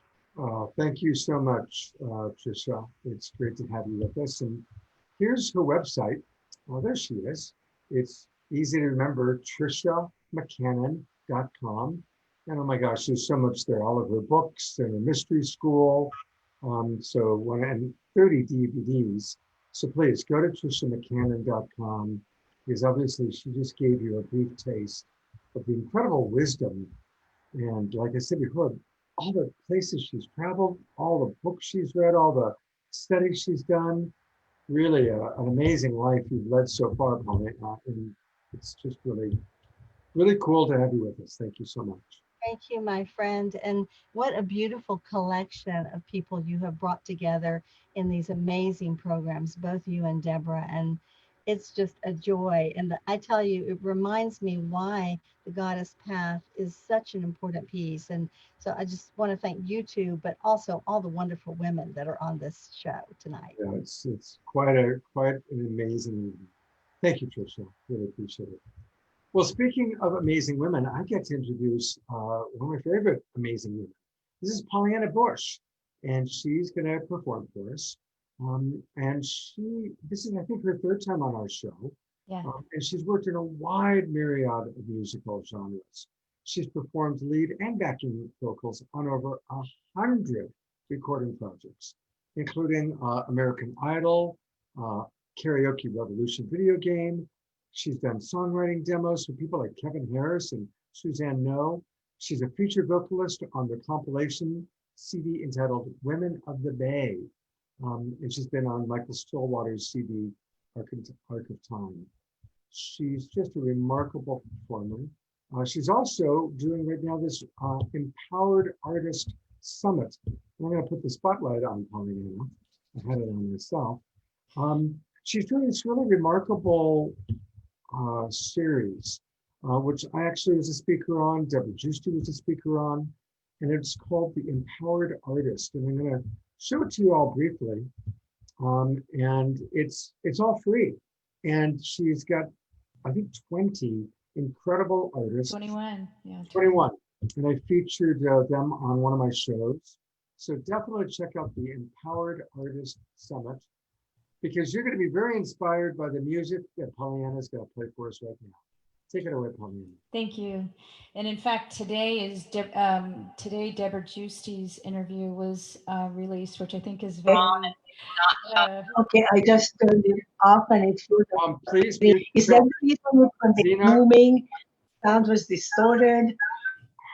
Hold on. Everything. I was. Hold was on. that the reason? I'm not sure. You're so wonderful to watch over me. I feel so insecure. I don't feel insecure often, but with technology and presenting for the first time to a brand new audience, there's somebody. It's you again. Yay! Here I am again. Yes, Deborah. So that was a little visitation of some vulnerability, real people dealing with real things. Anyway, this is Deborah Giusti's day. I encourage you to check out The Empowered Artist, unleash your creative genius, and dedicate your art to elevating the human spirit, which to me is really what this is all about, what we're gathering today for. And when I was invited to participate tonight, the first song that, before I even knew about Holy Mother Mary Day, basically, that this day was, that the first song that came to me immediately was a song by Patty Griffin, and it's called Mary. So definitely feeling in alignment with that divine Mother Mary energy, feeling it enter me and be living in me. And I'm just blessing all of us beings with that energy, that we embody that, and that we continue to invite that energy within and to act from that place. So here you go.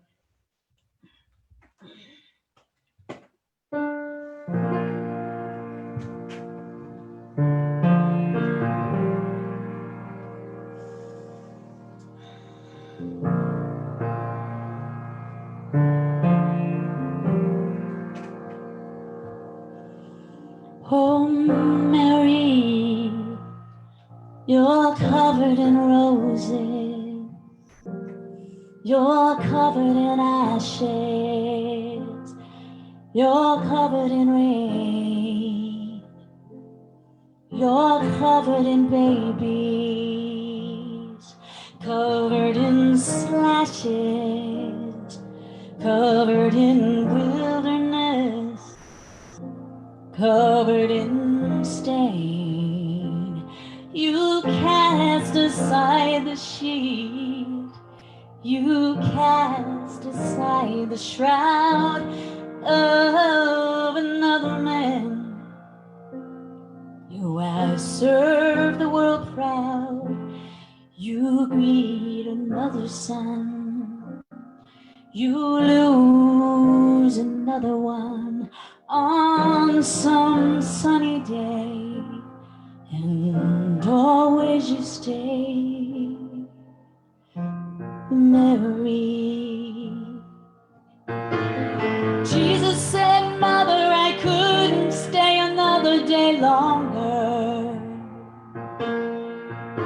He flies right by and leaves a kiss upon her face. While the angels were singing his praises in a blaze of glory, Mary stays behind and starts cleaning up the place. Oh, Mary, she moves behind me. She leaves her fingerprints everywhere. Every time the snow drifts, everywhere the sand shifts, even when the night lives, she's always there.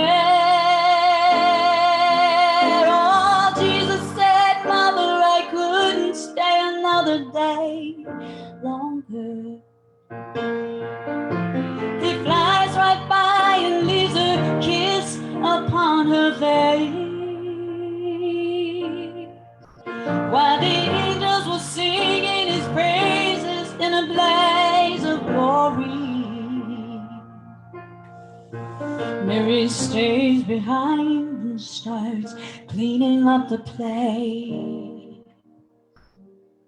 Oh, Mary, you're covered in roses, you're covered in ruin, you're covered in secret, you're covered in treetops, covered in birds who can sing a million songs without any words. You cast aside the sheet, you cast aside the shroud of another man who has served the world proud. You greet another son, and you lose another one on some sunny day, and always you stay.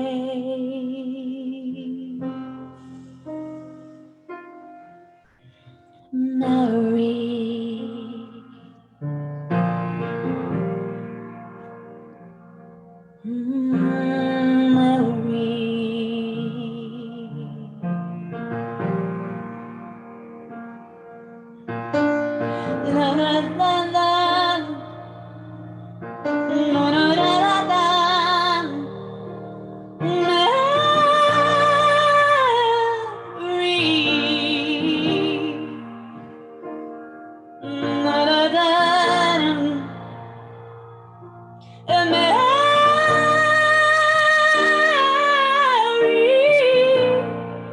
She moved. You move behind me. You move all around me. You move inside me. You move as me. Oh, Mary. Oh, oh, Mary.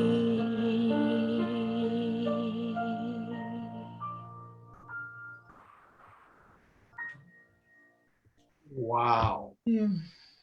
Big wow, Pollyanna. Thank Just such you. chills. It was incredibly beautiful. Thank you. I want to encourage everybody to go to Pollyanna's website.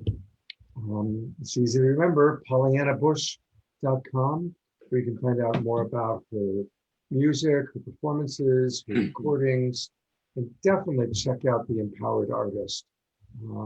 It's a really wonderful program she's put together. So thank you so much for that, Pollyanna. Thank you. And thank you to you and Deborah for hosting this incredible event. And thank you for all the beautiful presenters. Just, it's incredibly humbling and empowering and nourishing. So I feel like I'm in just the best company ever. Thank you. Thank you. You bring a lot to us. And I've got great news, everybody. She's going to be back. We're getting another song from Pollyanna a little bit later in the show. Thank you. And this now is one of my favorite moments in the show. I get to thank all of you for your donations, and there's a lot. So I want to thank Maria, Stephanie for a very, very, very generous donation. Thank you, Stephanie. I imagine that's our dear friend Stephanie Sutton. Amy, Monica, Peter Two Turtle, I love that name. Pollyanna, now I'm imagining that must be our Pollyanna, so thank you, Pollyanna, for your donation. Morgine, Michelle, Kim, Christy, if that's Christy Michaels, thank you. Susan, Mary, Kim, Joyce, Dana, Angela, Tommy, and Buddy. Tommy and Buddy were together, so thank you. God's blessings, everybody. We so appreciate your generous donations. And yeah, just really, we have a wonderful nonprofit organization. We're going to a little bit more about them. But now to introduce our next two speakers, I'm turning it back over to my partner, Deborah. There she is. Thank you, Scott. And thank you, Pollyanna. That was so beautiful. Thank you so much. Yes. And now I get to introduce another amazing woman who is doing so much for the rise of the divine feminine. And she's one of my teachers and someone I look up to. This is Kaya Ra. She is an international best-selling author of the Sophia Code and a divine feminine leader, an oracle for the Sophia Dragon tribe. The Sophia Code is amazing transmission that includes many of the ascended master, women masters, Mother Mary, Isis, Kuan Yin, all the goddesses that I follow. Her teachings have been amazing. She's an international speaker. She's highly respected as a leading edge voice. She has a huge priestess following, and you can follow her on her many online programs that she does constantly with her Facebook group. So great to have you here, Kaya Ra. Thank you so much. We'd love your viewpoint now, your perspective on the divine feminine and the rise of the divine feminine, and especially the activation that's happening right now in the rise of the divine feminine. Thank you, Kaya Ra. Deborah, I'm so moved by your introduction. Thank you so much. Really no words. It's an honor to be here, and so much gratitude to you and Scott for creating a platform that can reach this many hearts at this time. So I'll just say about that, to keep it brief. I just was led by Mother Mary to read a passage from the Sophia Code before we step into a space of meditation with Mother Mary. So for those of you who have your copy of the Sophia Code, we'll be reading from page 165. And this is Mother Mary speaking in chapter 9 of the Sophia Code. Just as I intuited from early childhood, you have also felt a deep calling to serve humanity from a young age, knowing that a treasure map of destiny lay within your sacred heart. And so, my friends, in our great willingness to love humanity and serve the earth, we are the same. As children of prophecy, we have come from the one source to walk as the light of Sophia within and for the one body of Christ in form. I offer you my support as an Ascended Master Mentor who lived in human form, carrying important ancient wisdom within me, just as you are now.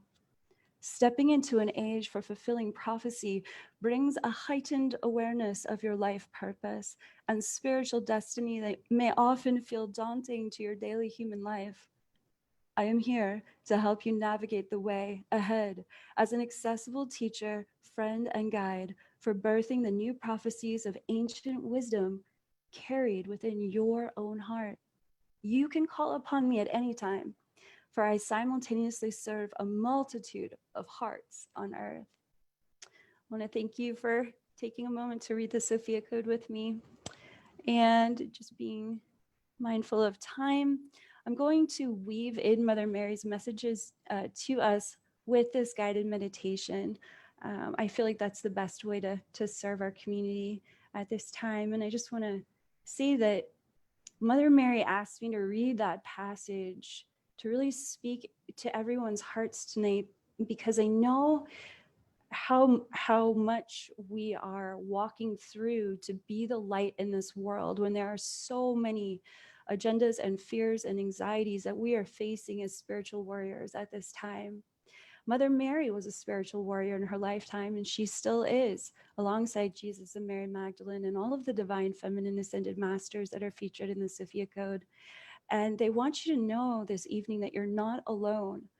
My heart deeply goes out to every individual in California and worldwide that are suffering from these fires, and also other geoengineered disasters worldwide.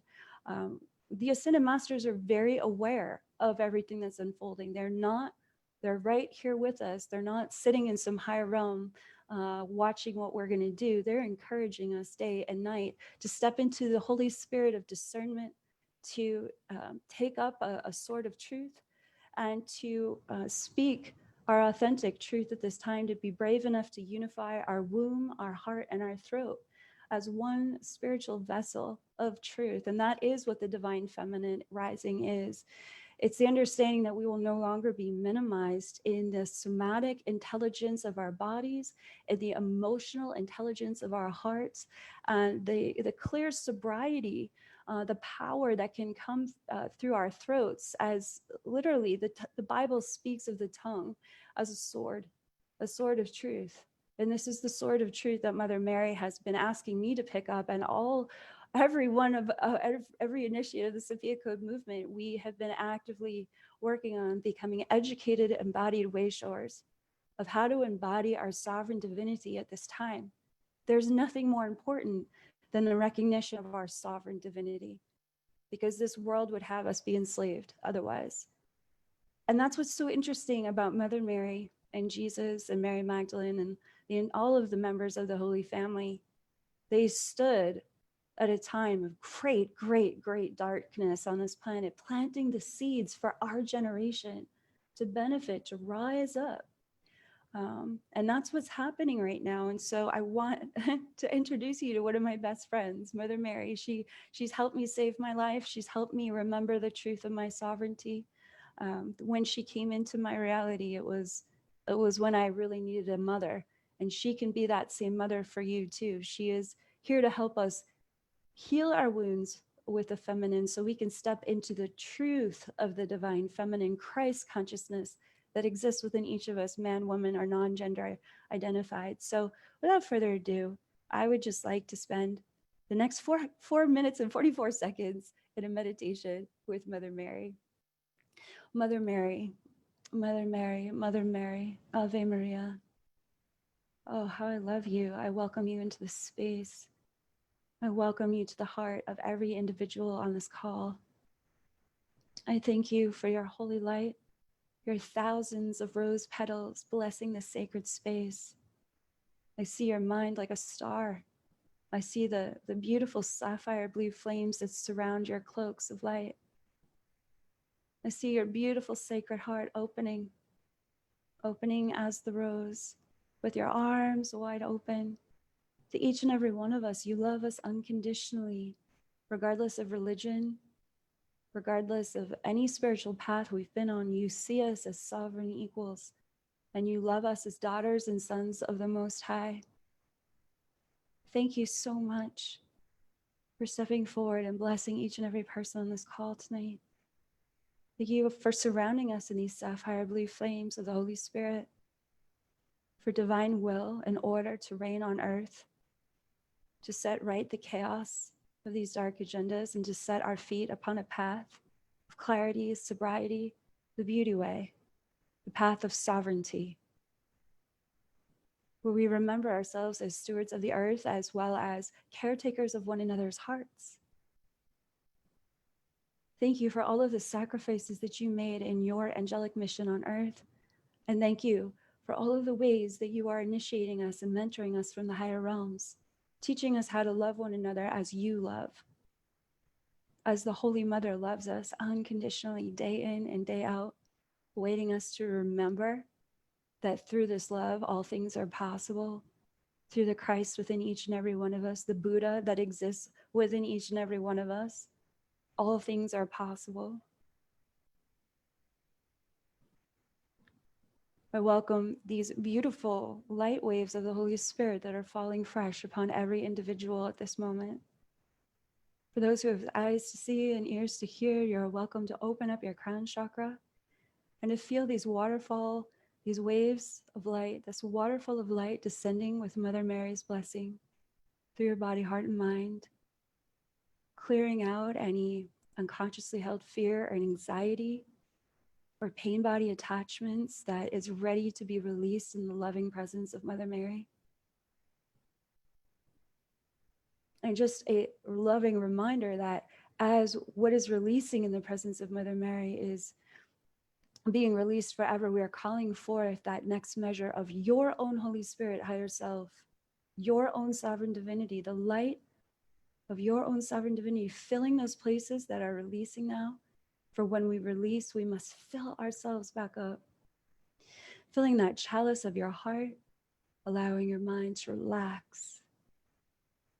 For those of you who have experienced great losses over this past year, Mother Mary is opening her arms to you, and you may feel her embracing you. If you wonder if it's safe to embrace Mother Mary, I can assure you it is. There's nothing that has happened to you. There's nothing that you could do that could ever turn her loving gaze away from you. And as you feel yourself being reborn in the embrace of Mother Mary, these beautiful rays of light radiating from the crown on her head, her wings surrounding you in her grace, you may begin to feel your own angel wings lifting up, your own heart spiraling open as the rose within you. You may feel an electricity, a creativity awakening in your womb space. And you may feel this peace that passes all understanding, this beautiful dove of peace descending over you, grounding you all the way to the center of the earth, this peace that passes all understanding, renewing you, rebirthing your consciousness, that through the Christ within you, all things are possible. And as we are the one body of Christ, we came here not only to rise as the divine feminine, but we came here to rise as a sovereign species, on this beautiful jewel of a planet in the sky. And so I give thanks for the divine feminine Christ soul of the earth. And I give thanks for Mother Mary's blessing over us this evening. We celebrate you, Mother Mary, and we love you so, so much. Thank you for guiding us at such a pivotal time on the earth. Amen. Thank you, Kaya Ra. Thank you so much. That was beautiful. And totally perfect to really drop into the heart and the connection with Mother Mary. Thank you so much. You're so welcome. Thank you for the invitation to share this evening. Yes. And I'm putting in the chat room the information on how to connect with Kaya Ra and be a part of her training. And you can go to her Facebook. She does many times during the week blessings and transmissions like this and so much more. So she creates incredible ways for you to connect with her. There it is, Kaya Ra. Thank you so much. Thank you, Deborah. KayaRa.com, KAIARA, if you're on the broadcast, .com. And here's a PDF that she sent us where we can get chapter 1 of the Sophia Code audiobook for free. You can also get the key code for Mother Mary initiation and by going KAIARA.com. Thank you so much. You're so welcome. Thank you. And now I get to introduce another amazing priestess. All these women are sort of the top of my choices of women that have really dedicated their life to the divine feminine. Hela Saranko is the founder and priestess of the Shakti Temple Arts, which is an online international school of feminine embodiment and awakening.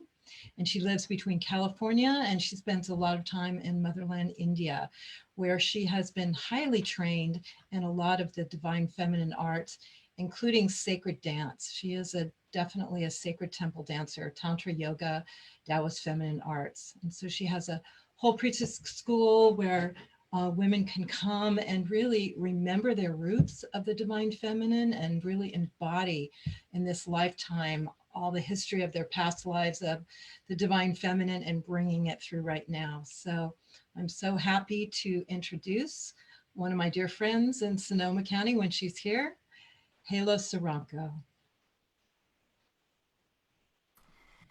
Thank you so much, Deborah. It's really such an honor to be here. And, you know, as things go in the feminine, everything's always flowing. So I had an idea of what I was going to do tonight. And then the fires happened this week.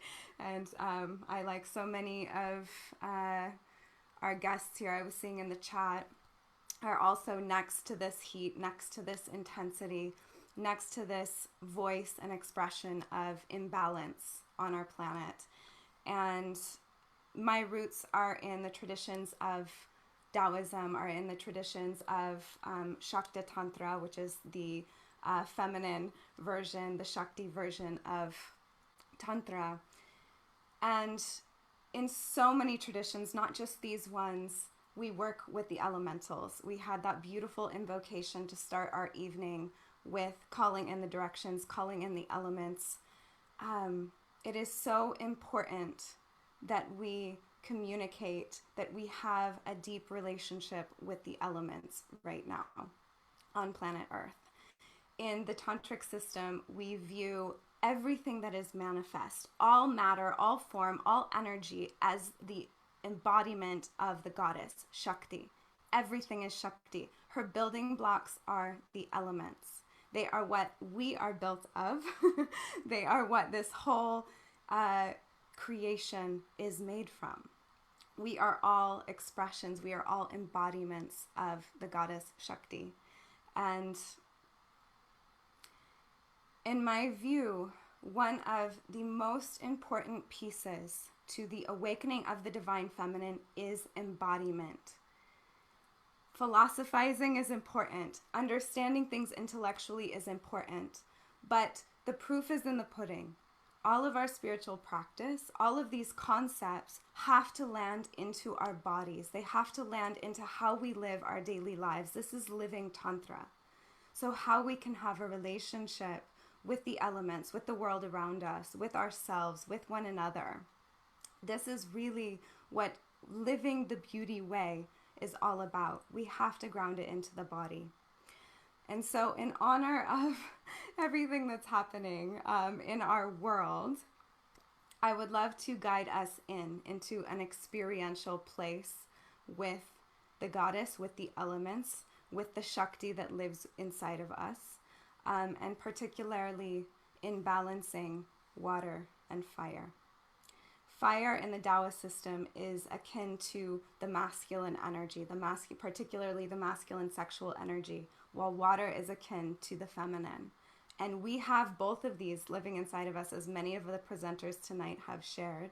We have the masculine, we have the feminine, we have the waters, we have the fire, and particularly in our sexual essence. So I want us to drop in tonight and start to alchemize and balance fire and water in our bodies and actually experience this inner union, which is really where we're headed with the divine feminine. The rise of the divine feminine is actually divine union of the masculine and feminine, that interlocking where we realize that actually two is an illusion and there's really only one of us here. So I invite everyone who is with us, unless you are driving in a car, to close your eyes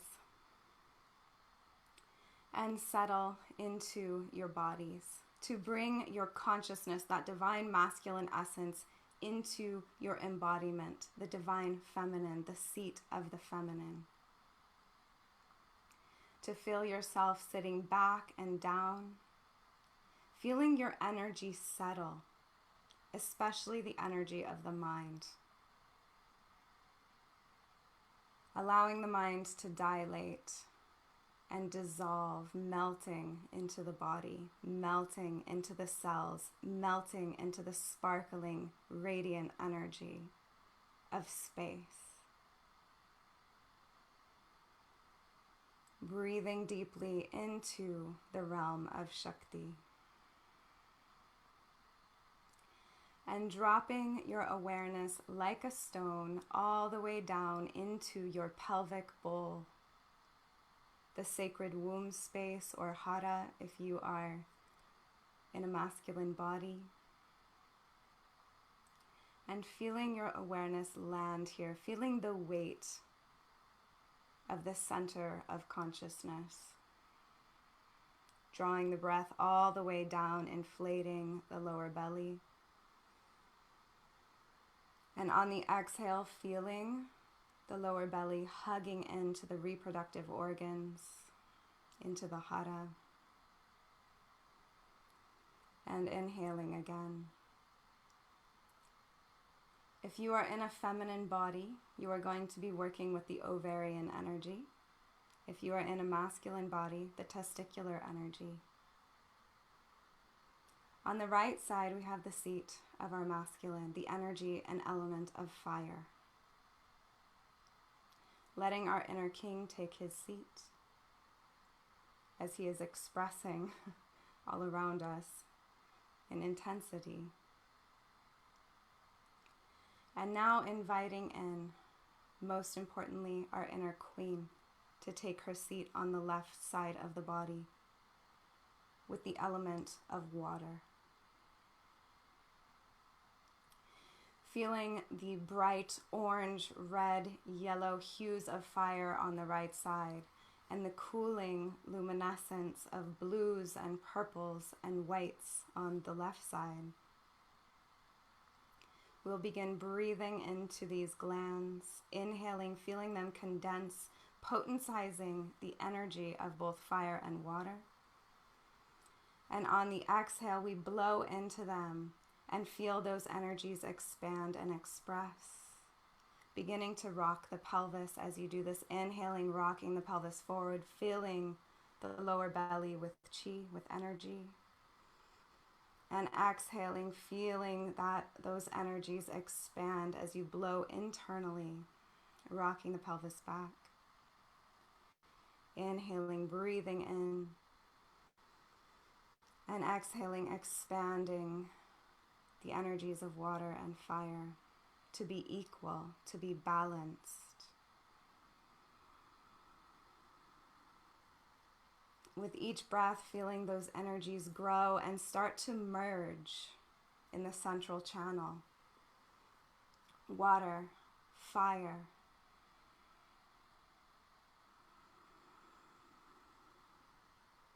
Letting the movement express through the whole body, perhaps spiraling and circling to mix and merge the energies of fire and water in the womb space, in the hara, or rocking back and forth, snaking the spine. And now beginning to sip this energy up through the whole central channel. Inhale, sipping up to the heart. Exhale back down to the womb, merging heart and hara, heart and womb, water and fire, masculine and feminine.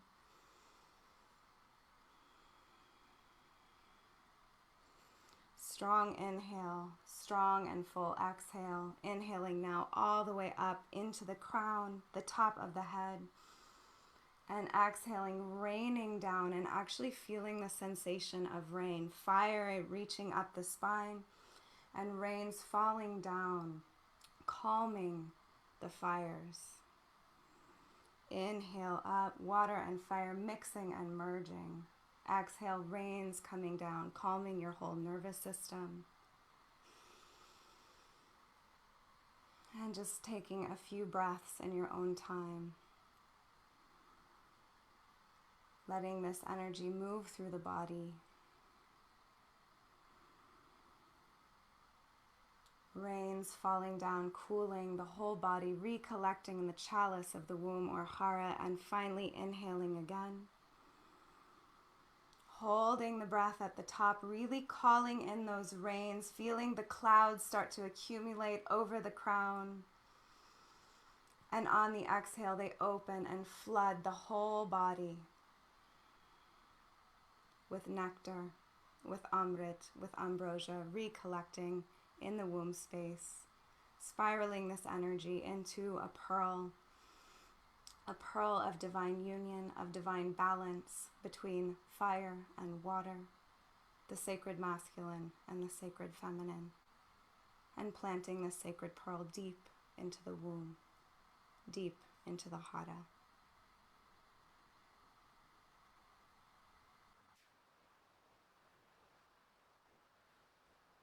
And as you're ready to emerge, gently opening the eyes.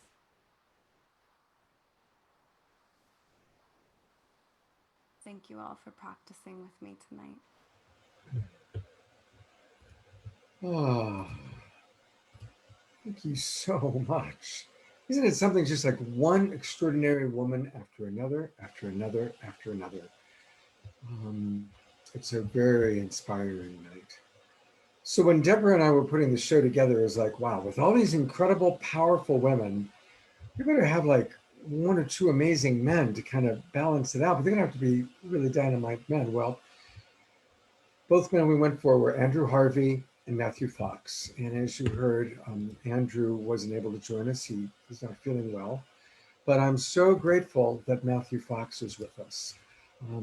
I think many of us from the Bay Area went to the incredible multi-discipline events that he put on in Oakland for all those years.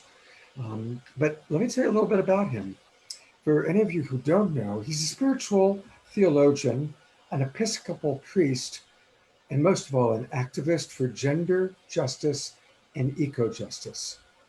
This man has written 37 books. They've been translated into other languages over 70 times. Some of the more familiar, popular ones are Original Blessing, The Coming of the Cosmic Christ, A Spirituality Named Compassion, The Reinvention of Work, The Hidden Spirituality of Men, Christian Mystics, and The Pope's War. He's contributed to so many different disciplines, helping us to have a much greater expanded view of spirituality, regardless of where we are coming from. He was the recipient of the Abbey Courage of Conscious Peace Awards. And other recipients included the Dalai Lama, Mother Teresa, and Rosa Parks. He's won many, many other awards, and I'm just so honored to have you with us. Thank you very much, Matthew Fox. Thank you, Scott. Thank you to you and Deborah for calling this marvelous conference on this all-important topic of the return of the divine feminine. And thank you to all the other presenters, some of whom I've listened to and prayed with, meditated with today, and some of whom I missed. You didn't mention the part of my biography is that I was expelled from my Dominican order after 34 years by the Pope. Not this Pope, but the previous two popes were on my tail. And primarily because they listed 7 of my so-called heresies. Number 1 was that I'm a feminist theologian. And number 2 is that I call God mother. So I just think that's part of my credentials for this weekend. Congratulations. Yeah, you're yes, right. I try to wear the honor lightly. I try to be humble about it. And I did write a book on the sacred masculine called The Hidden Spirituality of Men, 10 Metaphors to Awaken the Sacred Masculine, meaning 10 archetypes. And I end the book with the sacred marriage of the divine feminine and the sacred masculine. And as archetype, I suggest we have a big ritual someday of marrying the Black Madonna and the Green Man. And I have a whole chapter on that because the Green Man is a marvelous archetype for our time because the Green Man, of course, first of all, he came into the West in the 12th century when the goddess was roaring into the West. The last time the goddess roared into the West was the 12th century. That's what gave us over 500 churches the size of Chartres Cathedral and Notre Dame, every one of them dedicated to, well, Notre Dame, Our Lady, Notre Dame de Paris, Notre Dame de Chartres, Notre Dame de Lyon, etc., etc. So the Green Man came in on the coattails of the goddess, and the Green Man represents the healthy masculine, not the toxic masculine that's been running the world for centuries. Now, I just finished, I'm very excited about the timing of this. I just finished a new book on one of the most amazing women in history, Julian of Norwich, 14th century mystic.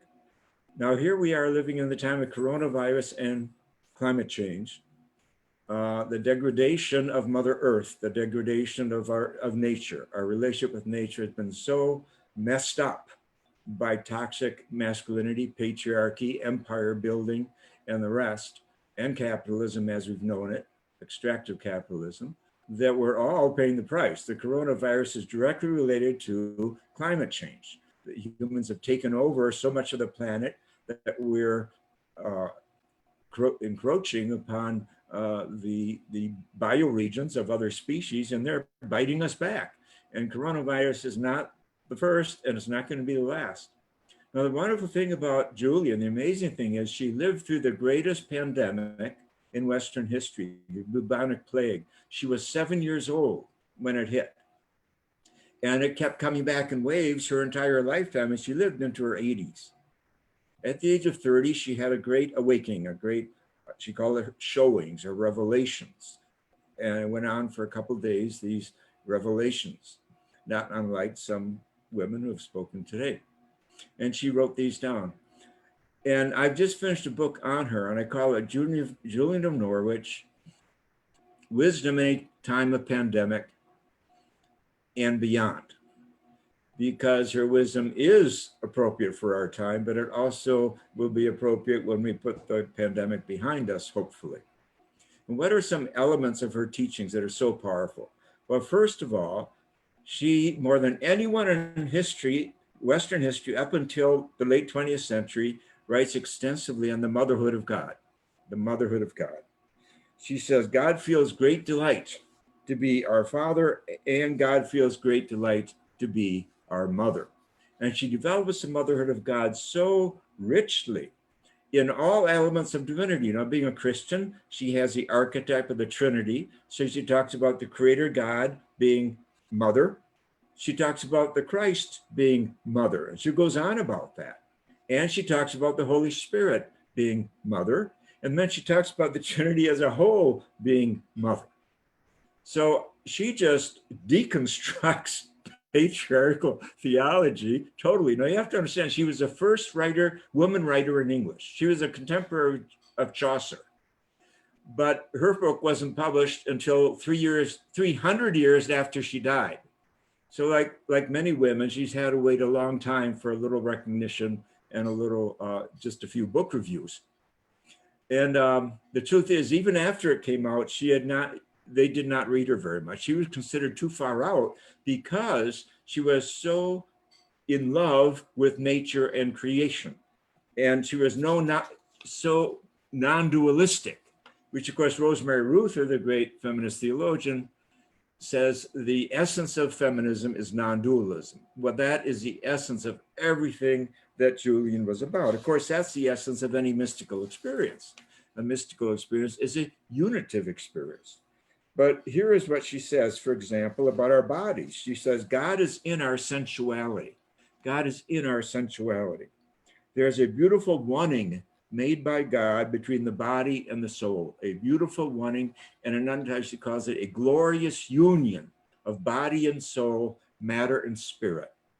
And she says, God has forged a glorious union between the soul and the body.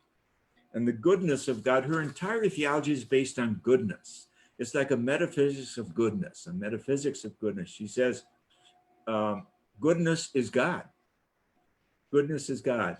And everything that contains goodness contains the divine. And she spells out what she means, what she loves about motherhood. She talks about compassion. She talks about readiness and strength. And she had it because she was taking on. Now, at her time, now listen, the pandemic of the 14th century, there were no scientists to tell them, oh, it was this bug or something. Here, we're going to come up with a vaccine. There was none of that. So society went crazy. The men, some of the men, the crazier men, maybe they were running for president, I don't know. They started a flagellation society. Because they said, oh, it's our sins. We've done it. It's our sins. So they went from village to village, flagellating their backs three times a day. And this got to be such a popular movement that eventually the Pope had to put an end to it. Even the Pope thought this was crazy. Meanwhile, Julian in Norwich, living as an anchoress, which means attached to a church by herself, in solitude, if you will, though she was not out of the monastery, she was in the middle of a bustling city. Norwich was the second biggest city in England at the time, next only to London. And so she had a very strong work as spiritual director. People would come to her window and she would counsel them and so forth. But she wrote this book. Actually, she wrote 3 versions of the book in her lifetime. And it's an amazing book. And my friend Mirabai Starr translated it recently. This is her version of the showings of Julian of Norwich, a new translation that's really well done. And she and I are going to do a program together on Julian for 7 weeks with the Shift Network, beginning December 2nd on Julian, because she loves Julian. And she wrote the preface for my book, which comes out in October. By the way, I just got an endorsement last night from Gloria Steinem, which I'm excited about. First time I've asked Gloria Steinem to endorse one of my books. But what Julian is standing up to today, in today's language, is matricide. We are killing Mother Earth. I had a dream years ago. It launched my book, The Coming of the Cosmic Christ. The dream said to me, your mother is dying. Well, my mother at that time was not dying. So I went deeper into the meaning, and then I begin my book pointing out our Mother Earth is dying. Indigenous cultures are dying. They are maternal. One definition of Native American spirituality is Aboriginal mother love. Compassion is dying. Mother Church is dying. Creativity is dying. Wisdom is dying. We've put so much energy into knowledge for 400 years. We've banished wisdom from academia practically. It's all about knowledge, but raw knowledge is raw power. We need the wisdom to balance it. And wisdom is feminine. She's feminine in the Bible, Chokmah in Hebrew, Sophia in Greek. she's feminine around the world. I have Kuan Yin sitting right here, and she's a sign of wisdom from the Buddhist tradition, along with Tara. So part of this, we just had a meditation on bringing that balance of yin yang and masculine and feminine together. So that's part of what we're talking about here, is bringing the feminine into the picture like Julian did. Now, Thomas Berry, one of the great geologians of our time, a real prophet about the ecology crisis. He was blowing the horn years before anyone else practically. He says that the Black Death killed creation spirituality in the West.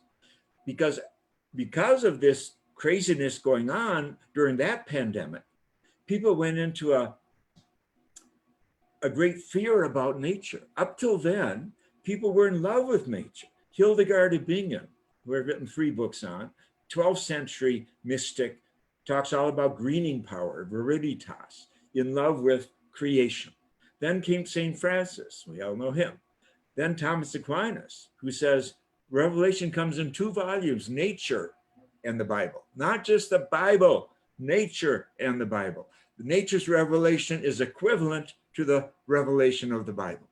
And of course, nature is what we have in common with all other people of all the other religions, including atheists. So you'd think we'd care about nature. Julian says God is nature. God is thoroughly present in nature, and that is the goddess talking. Marija Gimbutas says the essence of the goddess is she's deeply present in all of nature, whether it's rocks or rivers or oceans and animals and the rest.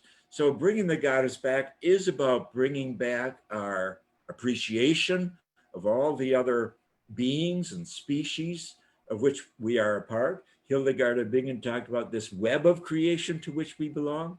And she said, if humans, out of our greed and injustice, ignore the rest of the web, God will allow creation to punish humanity.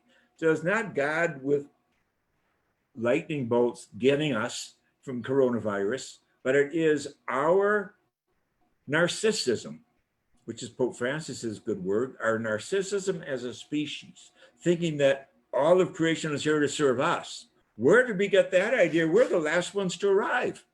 Whales have been here 56 million years longer than us. They haven't invented nuclear weapons. What's wrong? Are they stupid? Don't they know how to live? No, maybe something's wrong with us. And so Julian is an incredible figure in our time because she lived through a pandemic and she didn't lose her mind.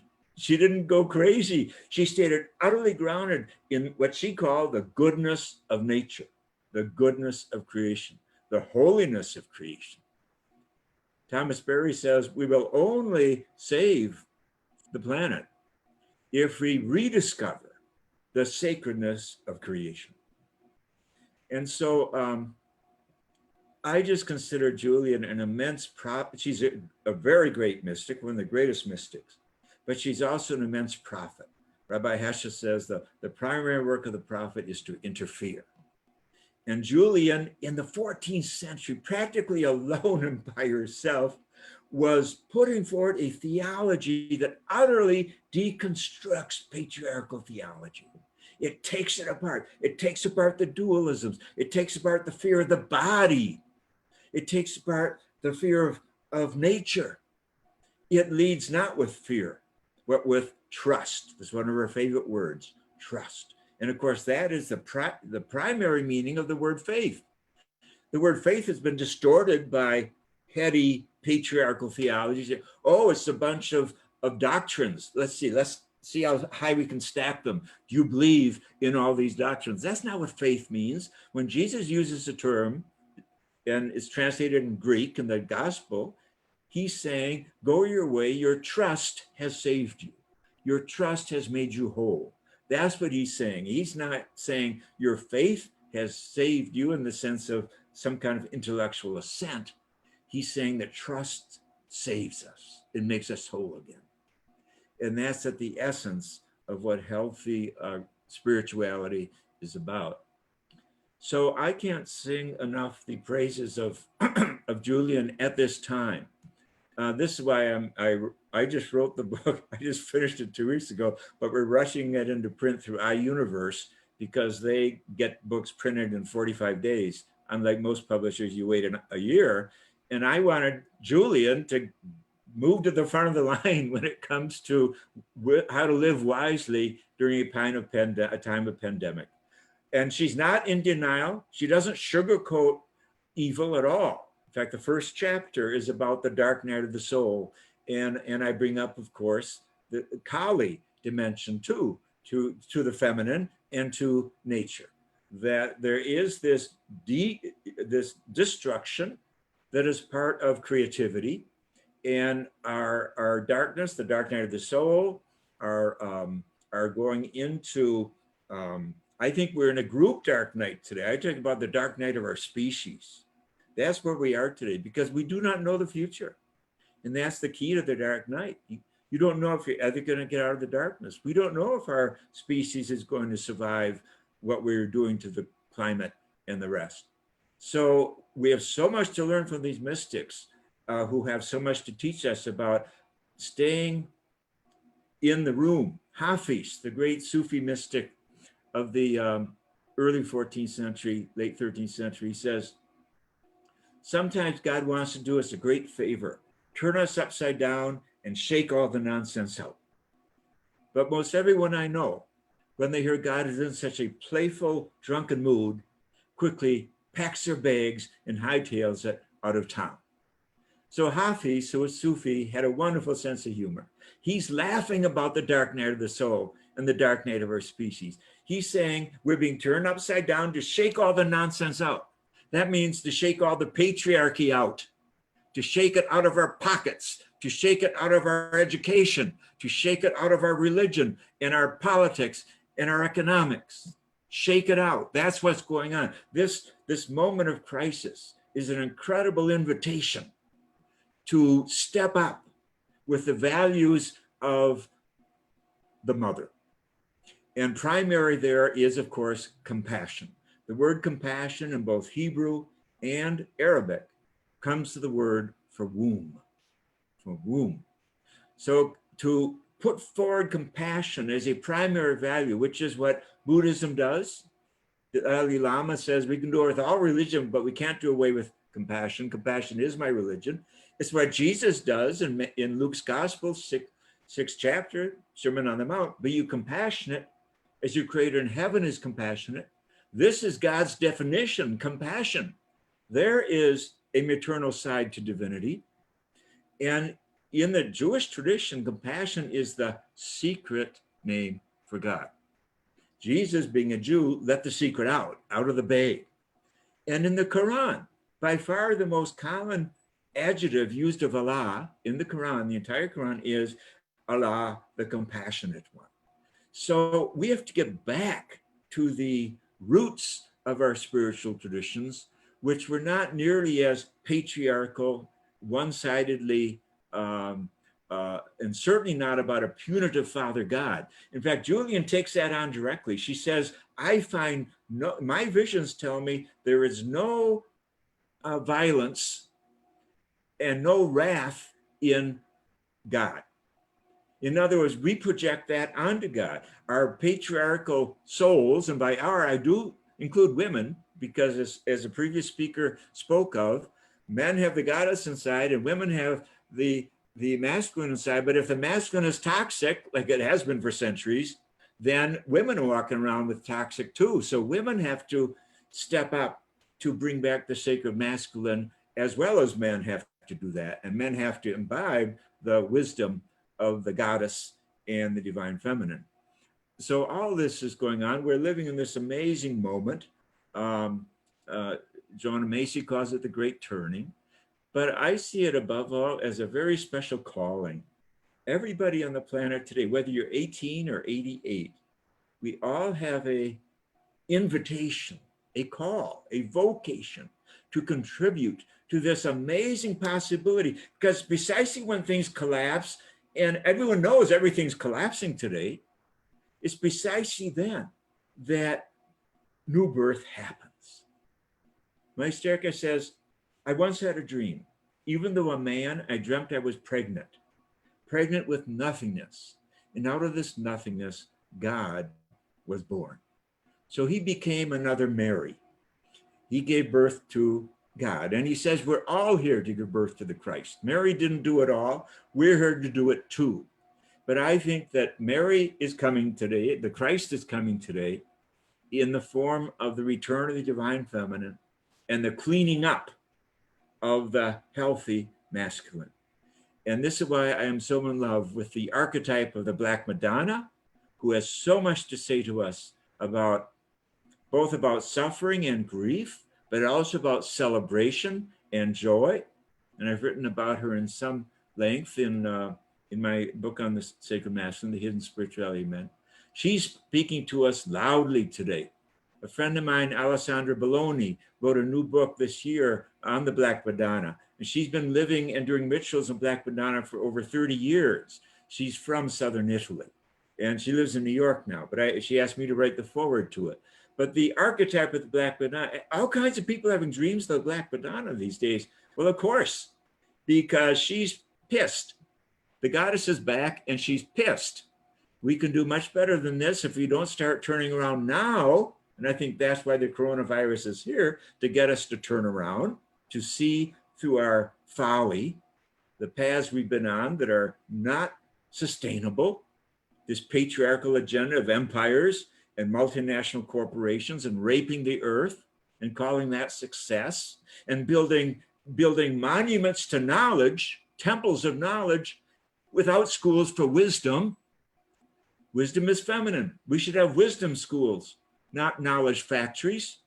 And I don't mean just for women, I mean for boys and girls and adults.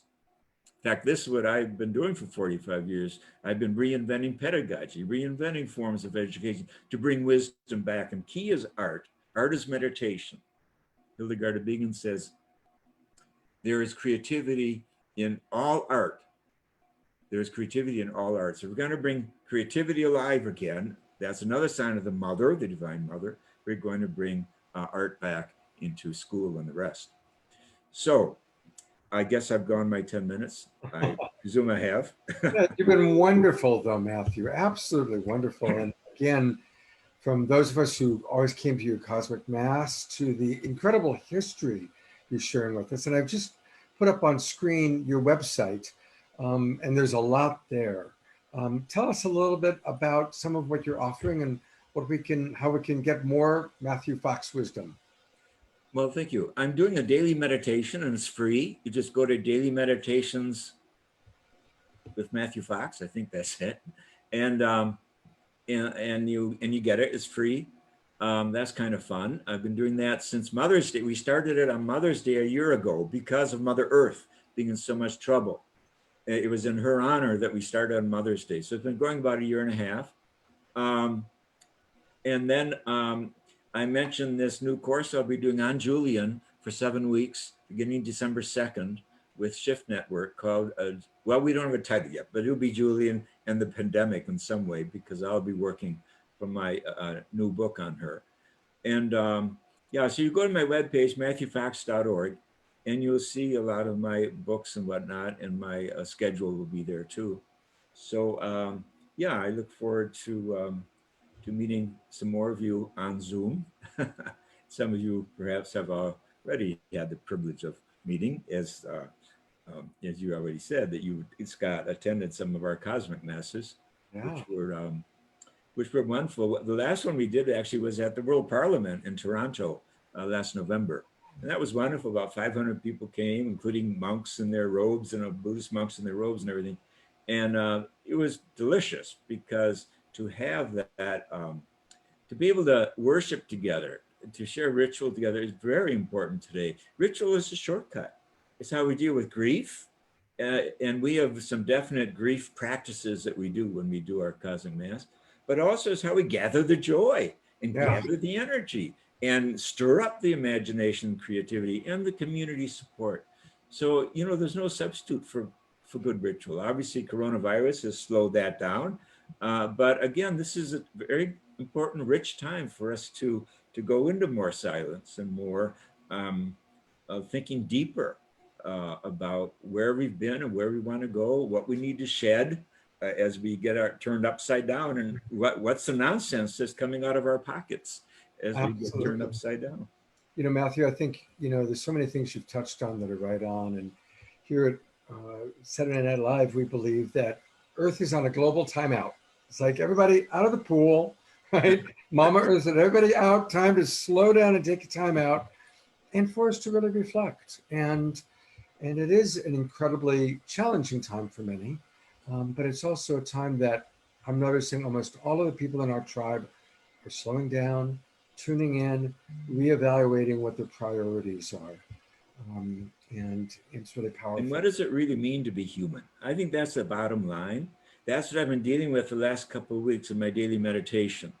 I've been asking that question and going to what I call the 10 C's of free spirituality to, right now we're dealing with creativity. But as of a couple of days ago, we're dealing with contemplation and meditation, that slowing down you're talking about. So I think that's really a question today. What does it mean to be human? And I just love that statement on that from the Mesoamerican indigenous tradition, where they say, to be human, one must leave room in one's heart for the universe. To be human, one must leave room in one's heart for the universe. That sense of our, and you have that beautiful picture behind you, the stars in the universe there, Scott. You're all dressed up for this. But the idea that our species is so amazing that we can connect to the universe. Thomas Aquinas says that. He says, the greatest thing about the human person is that we can know the universe.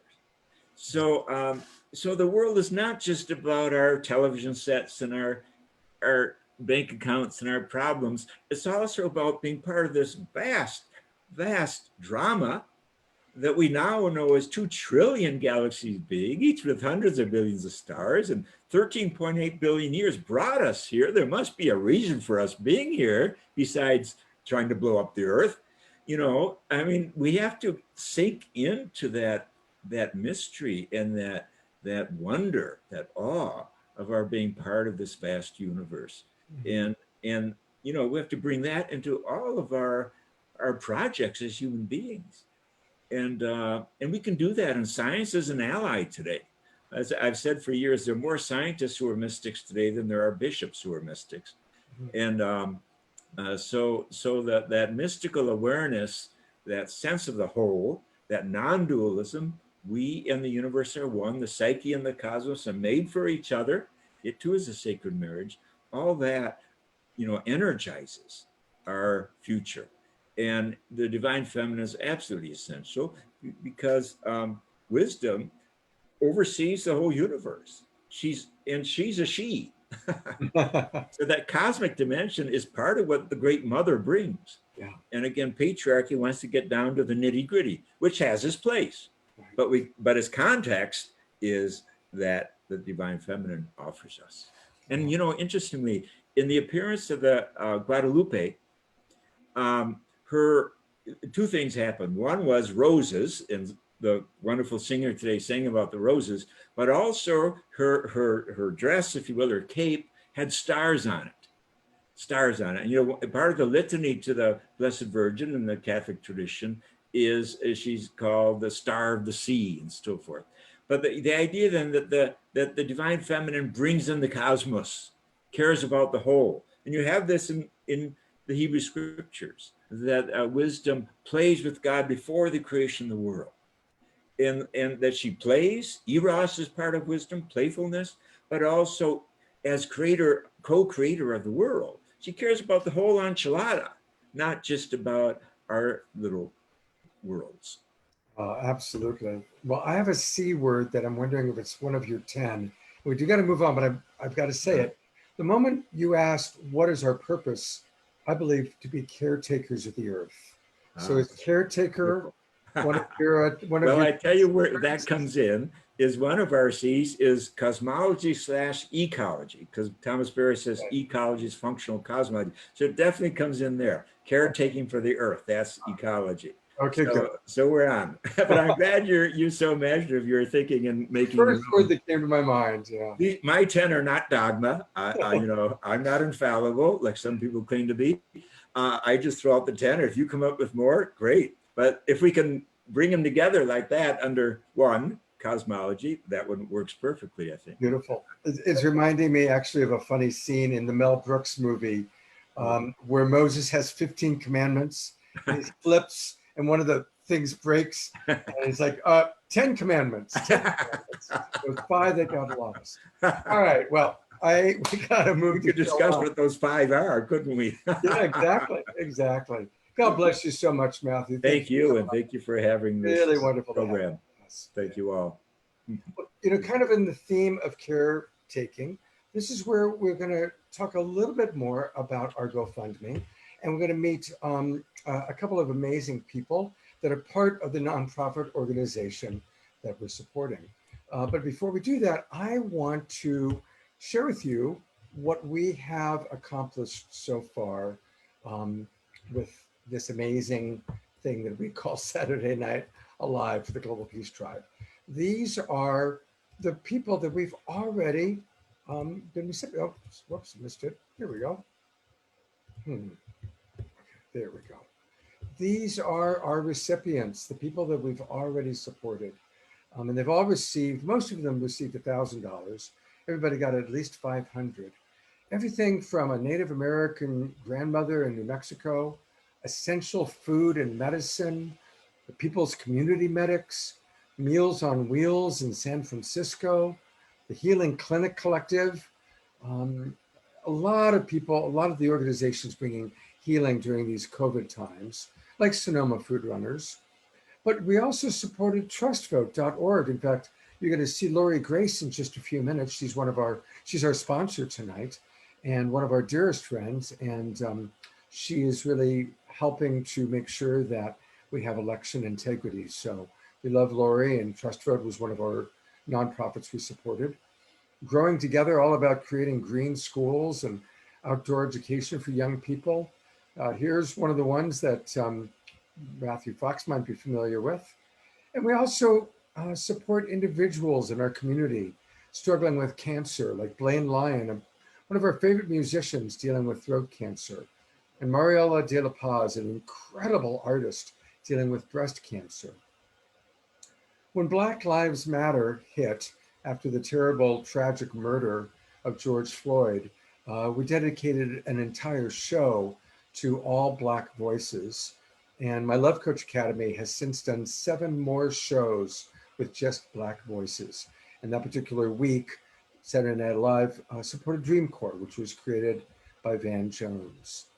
We supported the John Anthony Foundation that provides housing for the homeless. And one of our favorite organizations, I've been with them for really since the beginning, Pachamama Alliance. We've had Lynn Twist and John Perkins on the show a few times, and we love the Pachamama Alliance and their incredible vision for changing the way we see the world. One of our sponsors is Mark Sims, and he brought into our world several wonderful nonprofit organizations. Care for Nepal. In fact, the person who runs Care for Nepal just sent a message to everybody. Zanzibar Learning for Life Foundation, a really cool school in Zanzibar.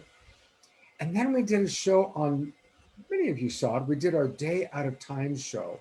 And there were so many nonprofits for that show that we did 3. We supported the Foundation for the Law of Time, which carries on the work of Jose Arguelles, the Planet Restoration Project, and we met the Goodness Tour, and they travel all over the world.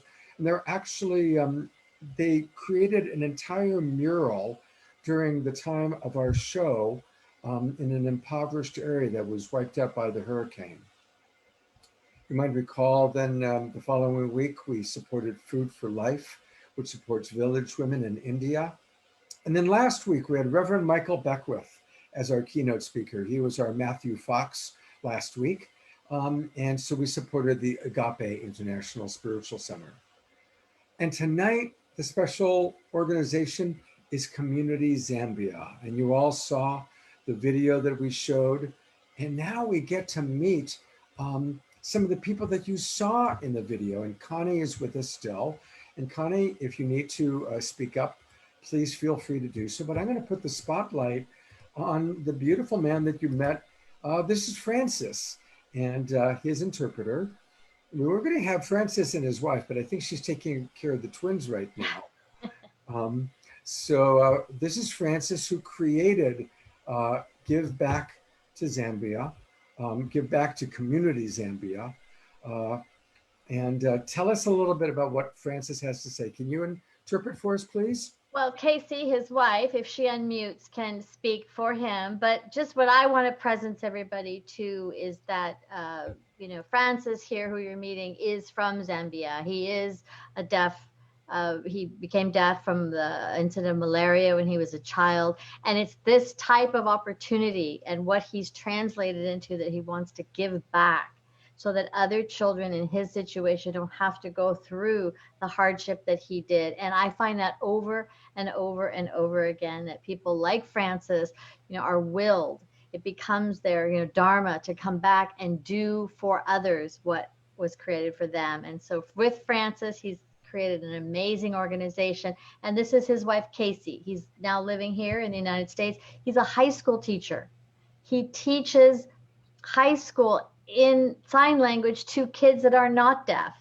So it's a remarkable transition that we're all learning from this remarkable man, his wife, and they have 2 twin baby girls, 8 months old. And they're just an inspiration to not only me, but to the world. So with that, Francis and Casey. Casey, can you unmute and share with us what Francis wants to say? Can you? There she is. This is Casey talking. Can you hear me? Now we can, yeah. We couldn't before, but now we can. Okay, good. Nice to meet you all. I'll voice for Francis now. Go ahead. Thank you very much for support. Thank you so much for your support. It means so much. I can't do all of my work without all of you. So together we can make a world a better place. So I'm really looking forward to work with everyone that's here tonight. So thank you again. I'm so honored to be here tonight. Great. Well, thank you. And, as we see the beautiful work that Francis is doing, please, now's the time to donate to our GoFundMe with the proceeds going to Francis. Just go to GoFundMe.com and put in Global Peace Tribe. You'll find us real easily. Go to Global Peace Tribe. And we so appreciate your support. And we also want to acknowledge, I'm going to turn over to Deborah in one moment, but I also want to acknowledge our beautiful sponsors and our broadcast partners. We're on Unify, and thousands of people end up viewing us on Unify, which is wonderful. So for those of you seeing us on Unify, hello, thank you for being with us. Also, we appreciate Disclosure Fest Foundation, Global Days of Unity, Earth Dance Global, the Awake TV Network, the Sign Network. In fact, John Raymer and Summer Raymer are going to be guests on our show on September 5th. A wonderful show all about the shift is coming, and Deborah's going to tell you about that in a moment. Also want to thank our good buddy, Alan Steinfeld. Those of you watching on the New Realities TV YouTube channel, thank you to Portal Ascension, and then my organization, the Love Coach Academy. And Love Coach Academy is made up of all these wonderful 25 certified love coaches, and we are offering a free 15-minute support for any of you going through relationship issues. We recognize that a lot of people right now are going through relationship challenges. The pandemic has really hit hard. And so if you're interested in getting a free complimentary discovery session with some tools, go to lovecoachacademy.com and fill out our free online survey. Lovecoachacademy.com, fill out our free online survey, and that's how one of our love coaches will then reach out to you. And to tell us a little bit more about what we've got coming up, and we've got a lot, she's been organizing and building it. Here's Deborah Giusti. Thank you, Scott, so much. And I also want to personally thank all our broadcast sponsors all the donors that are coming in and financing our GoFundMe. When you donated to register, that really helps. And all our past sponsors, Jay Mayer, Mark Sims, Lori Grace, who is our current sponsor, and she's sponsored us in the past. That really helps us do what we're doing here. So thank you so much. And because of that, we are continuing, and we have a whole new season that we're almost midway to. That is amazing. And a lot of this happens with high-level collaboration with a lot of people that were producing festivals, but now are going online, or other really important topics that we think are so important. So next week, we have a topic, navigating these unprecedented and revealing times. And we all know what that could include. But the focus that we want to bring is, how do we deal with all this information and not get polarized in our community, but really come together with what we need to do now. And we have amazing people. We have Charles Eisenstein's going to be with us. We have Justin DeChamps of Stillness in the Storm. We have Project Censored here, because being censored is a big part of why we're not getting all the information. So we have Mickey Huff of Project Censored. We have Fred Burks, who runs the amazing website Peers, and he is a mecca of information. We have Sherry Harridan. We have Molly McCord. And we're going to also have a lot of fun with JP Sears videos. He's an amazing one that can spoof all this going on and make us laugh at a very serious subjects. And that's going to be next week, August 25th. And then August 29th. August 29th. And then on September 5th, we are going to be collaborating with the Shift Network. They are producing a major conference the third weekend of September, which is the International Day of Peace, the Shift Summit and Music Festival. So we're going to be highlighting some of their top speakers with the theme of the shift. You know, we've all been hearing about the shift. We're all here for the shift. And this is part of what's really happening and activating right now. So we're going to drill into that very strongly. And then on September 12th, we are going to be honoring Indigenous people and their wisdom. This is another category of incredible knowledge and people that we want to honor and bring forward, as everything's coming up to the surface now in terms of the injustice that's been happening with the Indigenous people, as well as the wisdom of what they are here to share us, especially at this important time on the planet. So we're going to have some really incredible Native American elders and some of the young people to come, as well as the musicians. And then on September 19th, we are going to celebrate International Peace Day. We're going to have an all-star lineup of incredible luminaries, musicians, wisdom keepers, and entertainers. So this is going to be amazing. We're going to be collaborating with all the other online festivals that are going to be happening, and the show will be broadcast on all these other festivals. And then on September 26th, Portal to Ascension, amazing online broadcast that has a lot of the information on UFO disclosure, ancient civilizations, on ascension, as well as we're going to partner with Disclosure Fest. A lot of us are coming together and just working together with all this online broadcasting. And you can sign up by going to globalpeacetribe.com. We'd love for you to donate when you sign up. That helps us bring the broadcast to you at a really high level. And that's the easiest way to get to us. And when you sign up, you can come on Zoom. You'll get the schedule each week. You'll get additional gifts and be part of our Global Peace Tribe family. You'll get all the replays from the past 20 shows. You can join the pre-show programs, and you can come on at the end where we have community connections, where we allow anyone that wants to come on to come and give their 1-minute heart share about the program or about what's happening. You will also get gift packages, and you'll get to have the information of all the Love Coach Academy online programs. So it's really great to sign up and be part of the Global Peace Tribe. And just go to globalpeacetribe.com, search for it on Google, and that'll lead you to the link where you can sign up. So that's about it. Thank you so much. All right. Oh, well, we mentioned that one of our sponsor for tonight is Lori Grace. And I've had the pleasure of knowing Lori for a long time. I first met her in 1985, and we've been very, very dear friends. In fact, as some of you might know, I'm evacuated from my home and I'm here at Lori's. She's housing me and my two dogs, who've been relatively quiet. If you occasionally hear a bark, it's one of my puppies, but they're both sleeping right now.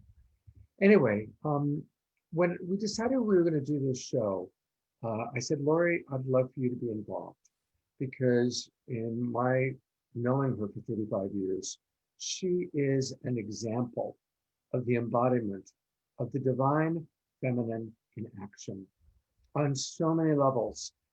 She has brought Tantra and sacred sexuality to the world. She has brought compassionate communication, also known as nonviolent communication, to me and to the world. She has brought her understanding of ecology and activism and election integrity to the world. She's someone who really puts her all into everything she does. And so thank you, Lori, for being such a positive role model. And I do want to ask you a few questions. So let's start. So what did the divine feminine mean to you? How did you first get involved with what we call the divine feminine? Oh, can't hear you. Can't hear you. Make sure you're not unmuted. You're not muted. So she's not muted.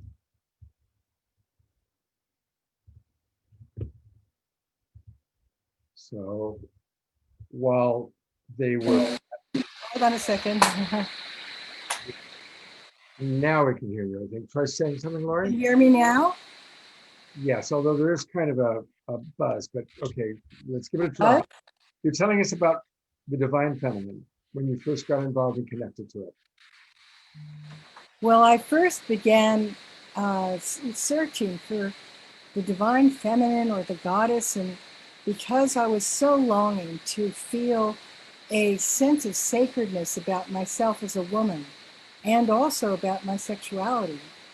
And I had been raised in a Protestant church where there's God the Father, Jesus the Son, and a Holy Ghost of undetermined gender. And I did not feel the reflection of the sacredness of my being a woman within the church. And I also remember that the whole thing about in Genesis of Adam being created in the image of God, and although I didn't believe the story, you know, taking the rib of Adam to make Eve, and Eve leading Adam out of the Garden of Eden, and so these different things did not help me feel excited about being a woman. I'm hoping that I'm being heard now, am I? Well, actually, we can hear you, but there's a really bad wind sound. So I'm going to see if Ed can work on that. And while he does that, Ed, it's a whooshing sound. I'm not sure if there's a fan or something, but it's a pretty unpleasant sound. So maybe you can work on that. And while you do that, I'm going to... Computer is making the noise that he's hearing. Oh, well, I guess we're hearing that my computer is making the noise. What a bummer.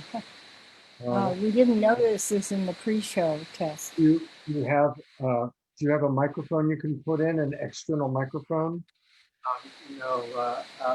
No, you may want to consider the pre-record because I can't. There's nothing I can do right now. Okay. All right. So you know what we're going to do? We're going to go to the next person, and then we'll resolve this, and we will hear more from Lori in a little bit. The next person on the agenda is going to be taking a look. We're going to hear from another song from Johanna Beekman, but before she does that, so she can prepare, I want to thank the people that have donated since the last time I thanked our donors. I want to thank Noel, Ilana, Timothy, Natalie, Paula, Celestine, thank you, Celestine, Trisha, thank you, Trisha, Judy, Andrea, Craig, and Barbara. So thank you, everybody. And Now we're going to have a chance to have more music, pick up our energy, and it's my pleasure to bring it back to Johanna Beekman. Johanna, the spotlight's on you. Hi, everyone. I'm so glad to be back. This is a new song. Oh. Hi, everyone. I'm so glad to be back. Thank you. That was beautiful presentations. I'm going to uplift the energy with a brand new song. You can support this at my GoFundMe, spirit-song-soul, and enjoy. Just sing to the mother, just like everyone's been talking about. Shri, Shri. There we go.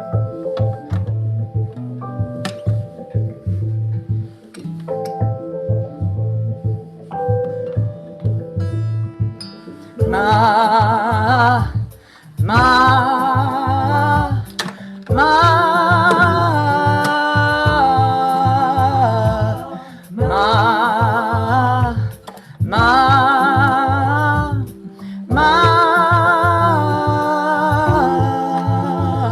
through the eyes of our children, what do they see?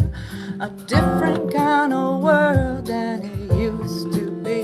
We've got to lift them up and look into their eyes and guide them to reach for the sky. Yes, we've got to have faith and love and synchronicity. We've got to breathe in love and exhale all the greed. We've got to stand in light, ignite the dark. We've got to fight for love, illuminate our hearts. Well, Ma, Ma,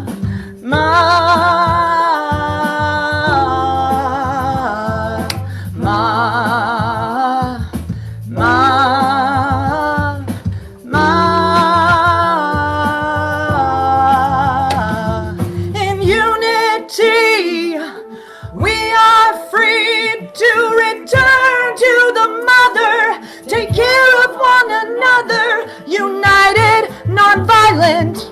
No, we won't be silenced. Give and receive.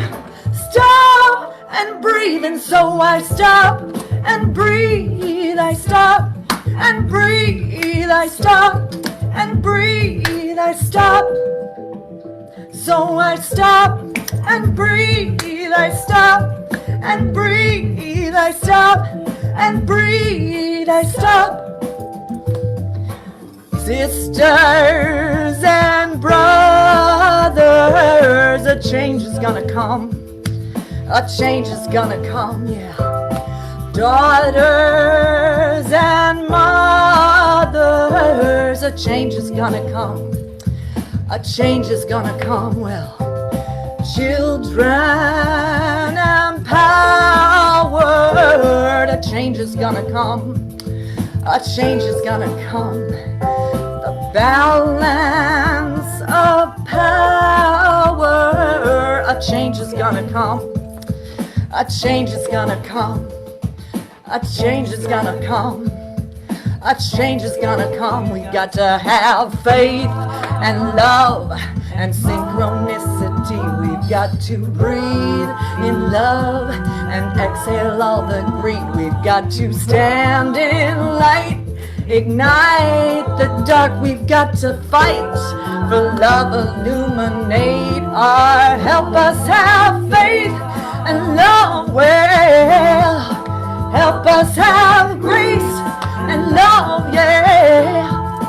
Help us birth light and love, well. Help us unite in love, yeah.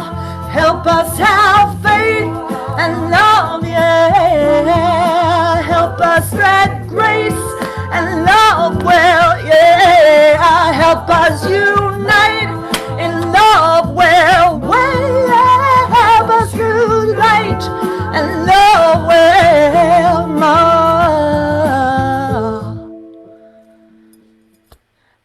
Shakti United is a thing that I've organized, fundraising for girls in Nepal's education. That and another single that's coming out with great music videos. Come support Matrada Nepal Foundation with us. Love you, family. Thank you. Before you go away, I want to briefly pull up a couple of websites here. We can get a lot more Johanna by going to johannasings.com. Tell us about what we're going to find there. You're going to find imports from all over the world, sound healing instruments, online workshops, lessons on video, Skype lessons for vocal imagination and creation and authentifying our unique sound. Also, I have new healing mantra music videos, international, supporting the uprising of the underprivileged class, right? And supporting fundraising and seva and yoga. So thank you so much. Come and hang out with me. I'd look forward to seeing you soon. Johanna, you rock. Thank you so much. You just really uplift us. You really get the energy going. Thank you so very much. Well, likewise. Thanks for all of the beautiful work you guys are doing. It's an honor to be a part of it. All right. Well, hopefully we'll have you back again soon. Yeah, I'd love to. All right. Deborah, who's next? Yes. Now we get to experience another aspect of the divine feminine. Ketchum is an award-winning singer-songwriter, master of one-woman musicals, honoring powerful women in history. And she's going to help lighten up the whole conversation because it's important not to be too serious about all of this at any time. And her recent recording and book with Jan Aldridge Clayton is called Hearsay. She has songs of healing empowerment. She's part of my community here and has been offering incredible music and musical teachings to our community. And so I'm so happy to present Katie Ketchum. I'm Mary Magdalene, the prostitute. Over 1,000 years ago, Pope Gregory said that Mary Magdalene, was a prostitute, and my name wasn't even in that verse in the Bible. For 1,400 years, I've been called a prostitute. How would you like to be on your back that long? Pope Gregory, I have something to say to you. I'm not comfortable in this position. For 1,400 years, you kept me down. You threw away all my gospels. Why did you take away my crown? How can you call it Christianity? Leaving out Christ's mean amour. I want my place back right by his side. This isn't working anymore. 2,000 years of slaughter in the name of Jesus Christ. This was not the game plan. You can take it from his wife. Pope Gregory, you were a saint. Gave all your money to the poor and wrote the Gregorian chants in that sermon so long ago. Why did you say I was a whore? 2,000 years of women in Christianity, treated like a doormat because of what you did to me. I'll forgive you like I was taught to, but I want something in return. In the future, I'm an equal. Burn, baby, burn!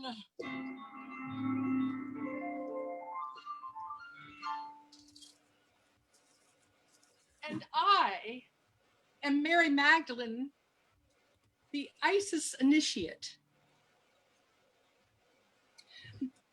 Isis, the goddess Isis, sent me to help Jesus raise from hell. Imagine if we had a cell phone, both of us, and I'm talking to him.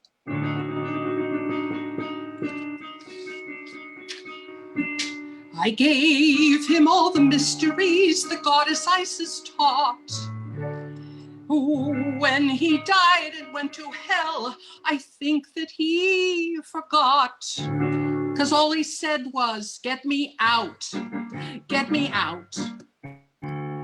I dialed him on my cell phone and I asked him not to fear. All you have to do, dear, is pretend that I am near. And all he said was, get me out, get me out. And then I asked the great goddess Isis if she could help us with this scary crisis. She told me what she did with her man Osiris. She made a member out of clay. He returned to life that day. Well, Jesus was not satisfied with anything I'd say. He was not Osiris, and he did not need the clay. He made that very clear. And all he said was, get me out, get me out.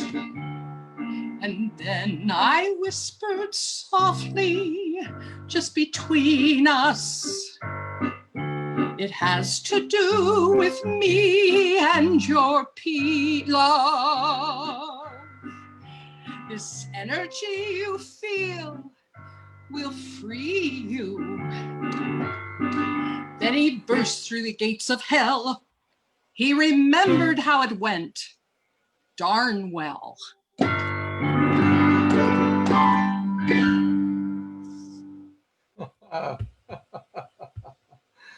Oh, well, now that was fun.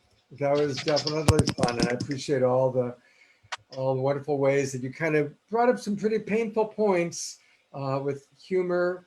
But I could also really feel your heart. And thank you so much for that. Thank you. Thank you, Scott. Yeah. Whew.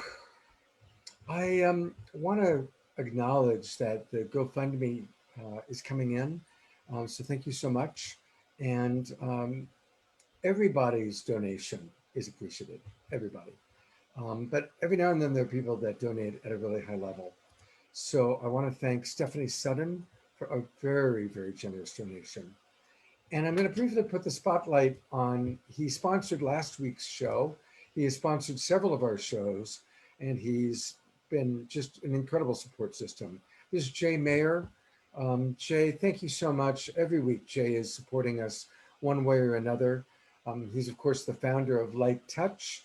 And if you missed last week's show, it was fantastic with Reverend Michael Beckwith and the Body, Mind, Spirit Quantum Healing Connection. We learned all about Light Touch. So thank you, Jay, for your incredible donations. And Jay's going to be sponsoring our Indigenous Elders show in September. So we really appreciate that a lot. Thank you so much, Jay. All right, well, I get to introduce another longtime friend of mine. You know, it's interesting how this show goes. There's people like Trisha McCannon and Deborah and Celestine, who I've known forever. And then I get to meet new people as well. But for any of you who don't know Celestine, let me tell you a little bit about her, because she's quite the goddess, quite the priestess. Celestine has been called a Renaissance woman for our evolutionary times, because she is possessing profound knowledge, wisdom, and expertise in many, many fields. That's why she's been on so many of our shows. You've seen her talking about the galactics on some of our Mark Sims UFO shows. She was on our Black Voices Matter show. And Celestine's been offering humanity her sacred healing wisdom, extra intuitive and perceptive abilities, and joyous creative artistic gifts for over 40 years. She knows each person to be an expression of creation, transmuting, transforming, and evolving into an enlightened state of divine awareness through the alchemical process of refinement. She's dedicated to facilitating the evolution of human consciousness on planet Earth for the benefit of all sentient beings. So here is the goddess. Celestine, what do you have to share with us about the rise of the divine feminine? You're muted, or we're not hearing you.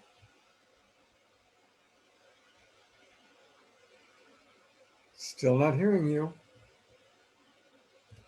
You know, I gotta say, while she's figuring that out, it has been one of those days for technology.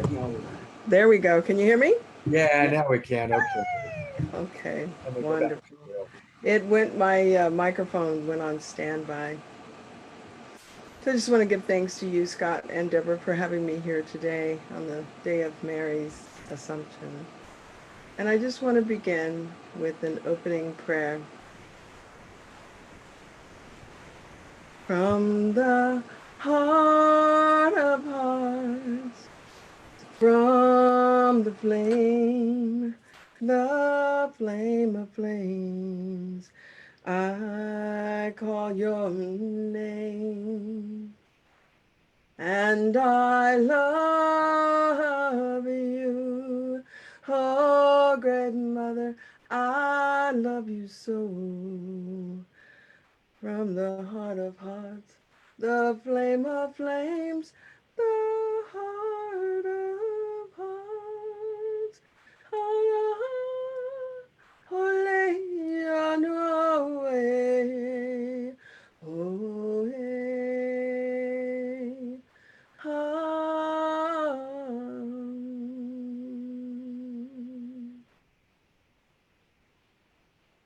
from the center of the mother's heart, I give blessings to all of you. In the highest light and the radiant glory, you are divine one. And through the thread that leads through the way is the divinity, the divine consciousness that enters in at all times to speak to all of you and to speak to us. Tonight we have been listening to the divine presence in each one's voice. You must listen with that part of yourself that is open through the heart. And so listen carefully, my children, as they say. Listen, for you will hear that which you are seeking. What are you seeking in this night? The blessings of understanding. What is Mother Mary? What is this day of Assumption? What is this divine feminine? She is immortal. Immortality by the sheer sense of conscious awareness. So we're not talking about ascension. You're not going anywhere. It is within the self that you awaken to that part of who you are. It is an awakening. From the early days of my childhood, I came to know Mother Mary, the Black Madonna, the essence of that lineage through my sister, Isis. For you see, she came in through the Egyptian lineage, Mother Mary. This was her last incarnation. And so she ascended, as you say, she awakened into full embodiment. She let it be known that her time had come. Though she is still with many of us, as you can pray to her and she may appear in her rainbow body. And I know many of you have experienced that. She appears as the Lady of Light all throughout France. She loves to appear. Even the Lady of Guadalupe, connected to the lineage of the doves. This is what she tells us. She is of the lineage of the doves. Their lineage came through the darkest night of humanity, ruled over by the Romans, ruled over by the Persians. The male patriarchal energy was everywhere. No mercy, take no prisoners. And still she held that space because she understood, in my heart, she understood immortality. To understand that they may take the body, but they cannot take the spirit. Her incarnation as Mother Mary was a walk of truth. She can be no more than herself, the mother of the world. And you notice that Isis holding Horus at her nipple, at her breasts, giving nourishment. She was seen as Hathor. She was seen as Nui, the night sky, who gives the mother of the whole of creation. And I want to bring the Black Madonna here, for she is suspending earth right in this moment. I want to bring her power, Nui. She is the keeper of the earth. And you are the keepers of her earth. Each and every one of you. Awaken to your divinity. And you will recognize that the earth is suspended by the mercy of the great consciousness. What are we going to do with that wisdom? And so we see the Black Madonna, and we see the Isis coming out of Egypt and the Middle East and carried into Europe, into the cathedrals, where they put every cathedral over her temples, the goddess of 1,000 names. And I visited many of those temples with Deborah. I love you, Deborah. And we ended up in Lourdes. And as we did our prayers, I was blessed with the sky opening and seeing the great doves. All of those who are behind us, supporting us in this time. Supporting us because they're handing us the baton. What are we going to do with our world? That's where we're at right now.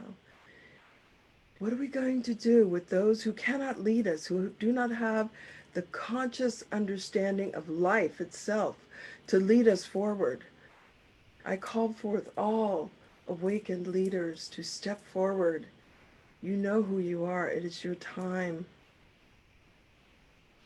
They're handing us the baton because they've had the 2,500 years. Their work has lasted the test of time. What are we going to do?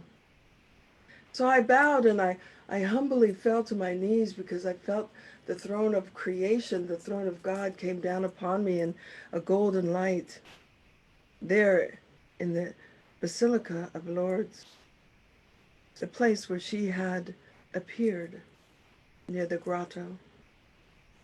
And I carry that with me, and I want to honor her today, my sister Isis Aset, who incarnated and gave the holy birth to let us know that the potential of our siddhas, the potential of our human self, when we step into the divinity, is infinite. From that place, the solutions come forward. From that place of divinity, not from the place of the hidden child fearing and cowering in the corner with the mask. I don't know what I'm doing. Where am I going? Who is it that? Outside of the self, it is within the divinity. Hold that space. I will hold it with you. I will hold it with you. I hold it with you, the resonant field of the highest vibration of love, truth, compassion, balance. I'm here with you. And there are many of you. We have 5 million in that last beautiful meditation on 4-4. 5 million. Who are we tonight? I bless you all to stand in your truth and realize that you are creating your reality. Everything you see outside of yourself is that which is within. So in this moment, recognize there are 2 timelines floating here upon the planet, maybe more than one, but it's exactly 2. One is being driven over the cliff, in the fear. This is the doom. We're going to use weaponized weather machines to create thunderstorms and frighten the children. But that will not stop us, because the ultimate envisioning is that we are in unified consciousness and we have the power to guide. This is the turning of the wheel that Matthew spoke about. You are the awakened hope for humanity. And by your envisioning and connecting to the higher timeline of evolutionary process, then we move our world forward to a higher awakening and a life for our children and our children's children. What will you do while the world is burning? What will you do? What are you doing? I love that poem. What did you do while the world was burning? So we give you the light of the one, your own divinity in the highest resonant field. Open yourself to the cosmic energy that is empowering you to awaken your consciousness, to hear lighter, brighter, to see the underbelly of the earth. Yes, it's there, but that is not all. It is one grain of sand on a beautiful white beach. One grain of sand. Holy art thou. And Mother Mary showed the way to immortality through the conscious understanding of her true self. She is the great mother of the world. She has been here since before the floods. She helped to birth humanity back onto the planet. Yes, we put temples and cathedrals to her life. She will continue to be with us. And she shows the way. But you also know the way, because you are all divine ones. So I sing to you. Naravea, Narayana, Naheyo, singing hallelujah, Naraveo. Blessed be. Thank you so much, Celestine. And this is where we can learn more about Celestine Starr. Again, she's got an easy website, celestinestarr.com. High priestess, ceremonialist, wisdom keeper, intuitive, transformational healer. Thank you very much, dear, dear Sister Celestine. Thank you. Love you all. All right. We are going to either hear directly from Laurie Grace, or we do have a video that we can play if need be. And so just want to let people know that. And but we are going to have more music. We're kind of in the home stretch, but we've still got some really special things planned. And that includes community connections. After Pollyanna does another song, we've got Ananda talking about dance and showing a beautiful video. And then we are going to have our community connection time where you can come out and share a little bit. And so if you are interested in coming on for 1 minute, we do ask that people keep it for a minute, text me in the chat box. And you may need to text me a couple times if I'm flying by quickly while I'm multitasking. Sometimes I miss them, but let me know what you want to speak about, and then I'll promote you to panelist. All right, so we'll get that going. But for right now, it is time for more Pollyanna. Here we go. Take it away. Pollyanna is a thing. There's time for more Pollyanna. Absolutely. We all need some Pollyanna in our life. And one of these days, when I have more time, I will help you understand what Pollyanna really is. It's a big misunderstanding in our culture. My mom named me aptly. Yes, it was my name at birth. This song actually is born of that understanding of Pollyanna and the true spirit of seeing the goodness and wanting to draw the goodness out, and in dedicating my life and my art to the awakening of all, and from this feminine perspective. It's called Medicine.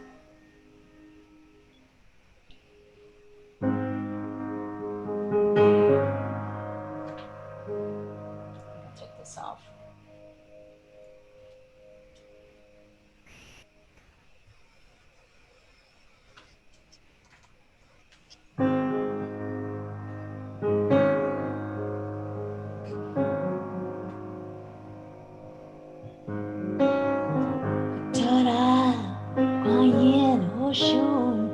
Maya Kina Holy Mama Tara Kwayen Oshun Maya Shakti Ma Holy Mama Mother Mary comes to me with words of wisdom. Show me how to breathe.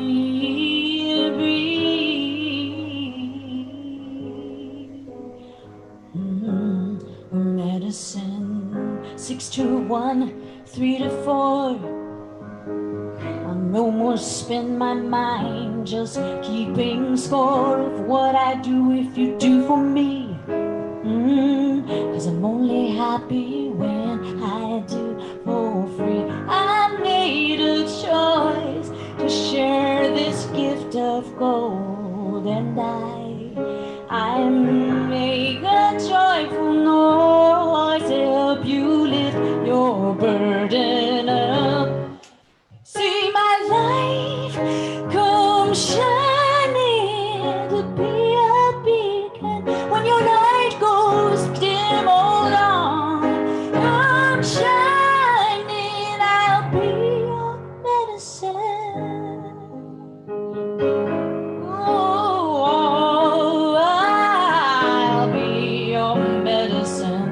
I make the room, I take the time to help unwind your troubles.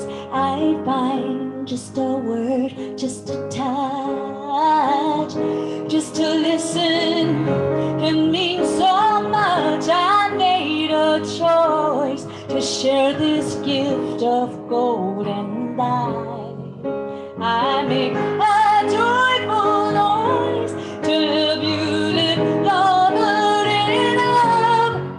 See my light come shining to be a beacon when your light goes dim.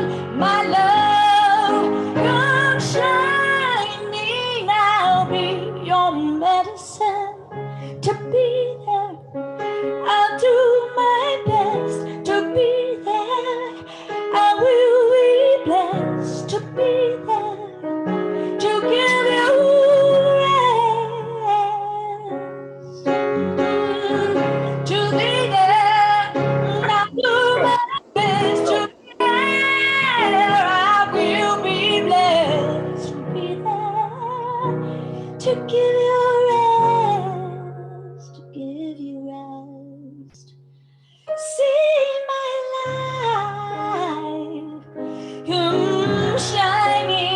come shining to be a beacon when your light goes dim. Hold on, come shining, I'll be your medicine. When your light goes dim, come shine me. I'll be your medicine. Ta-da, in action, all light in my eye. Shakti, my holy mama. Mother Mary comes to me, speaking words of wisdom. Help me to breathe her medicine. Your medicine, I'm gonna be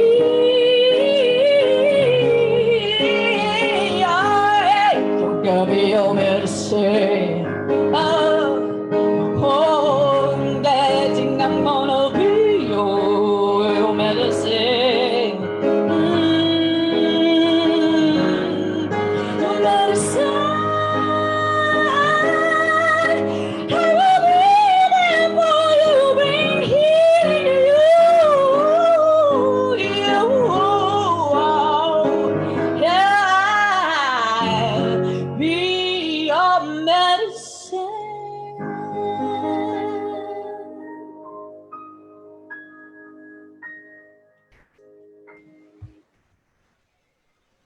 Oh. Pollyanna, you give me chills. Every time I hear your music, it just absolutely gives me chills. Thank you. It's just incredible. I'm going to pull up, I want you to tell us a little bit about what is this? Tell us about the Poor Zone Project. Poor Zone Well, Love Project. there was my previous partner, Raz Kennedy, and we had the Poor Zone, Poe, I'm Poe, that's one of my nicknames, Poe, he's Raz, and we were the Poe Raz Zone Love Project. And we created a show called Talk to Me, Transcending the Communication Breakdown. and we have this beautiful album of 6 songs where the song Medicine actually is on there. So if you want to hear that, you can go to my website and listen to it. And there's some other really beautiful songs on there that will be nourishing and inspiring and moving and stirring. So please check it out. All right, and one more time, I'm going to have you just tell us, how do we find the empowered artist? How do we find them? Okay, so actually, I think the link that you had there, yeah, Scott, is right here, and I believe it's like I don't even know. Is it pollyannabush.com/the empowered artist? Yes. Yes. Okay, there you go. And then if you have any trouble, you can also reach me at info@pollyannabush.com. And also just go to my website, pollyannabush.com, and check out some of the stuff. I also teach voice and empowerment and confidence building and so forth through using the voice and songwriting and all kinds of fun stuff. So please get in touch with me. I'd love to hear from you. Oh, thank you so much, Pollyanna. And thank you. We know you're going to be back. You're definitely, we have certain people that we just really love that come back every month or so. So thank you, Pollyanna, for being So here. it was a total pleasure and honor to be here. And thank you, everybody that have presented tonight. I've just been completely nourished, and certainly the message that we all need to be hearing and to be sharing. So we're creating something really special here. All right. Thank you, Deborah. I have started promoting people for community connections, but we still have, Deborah is going to introduce Ananda, and then we are going to hear from Lori Grace one way or another. Take it away, Deborah.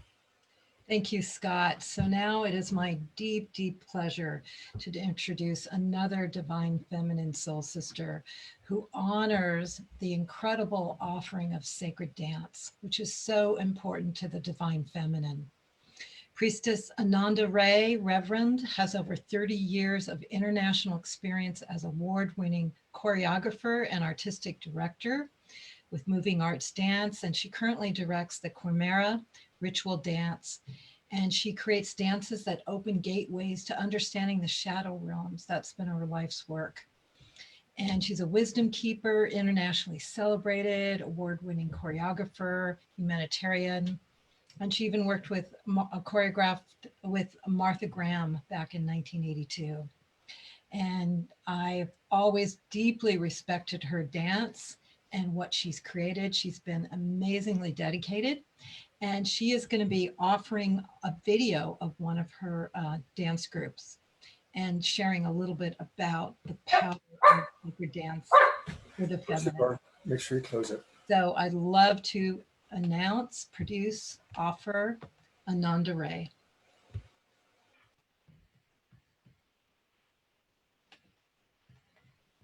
Can you hear me? Yes, we can hear you. Oh, beautiful, great. Great, wonderful. Thank you for that introduction. Thank you. It's my pleasure to be here. I'm very happy to be able to dive in a little bit about being a priestess of the goddess Isis and carrying the divine feminine through the art of movement. Isis was the goddess of 10,000 names, and one of those 10,000 names was the goddess of dance. And her priestesses danced at the doors of the temples to heal the people who came by before they even entered.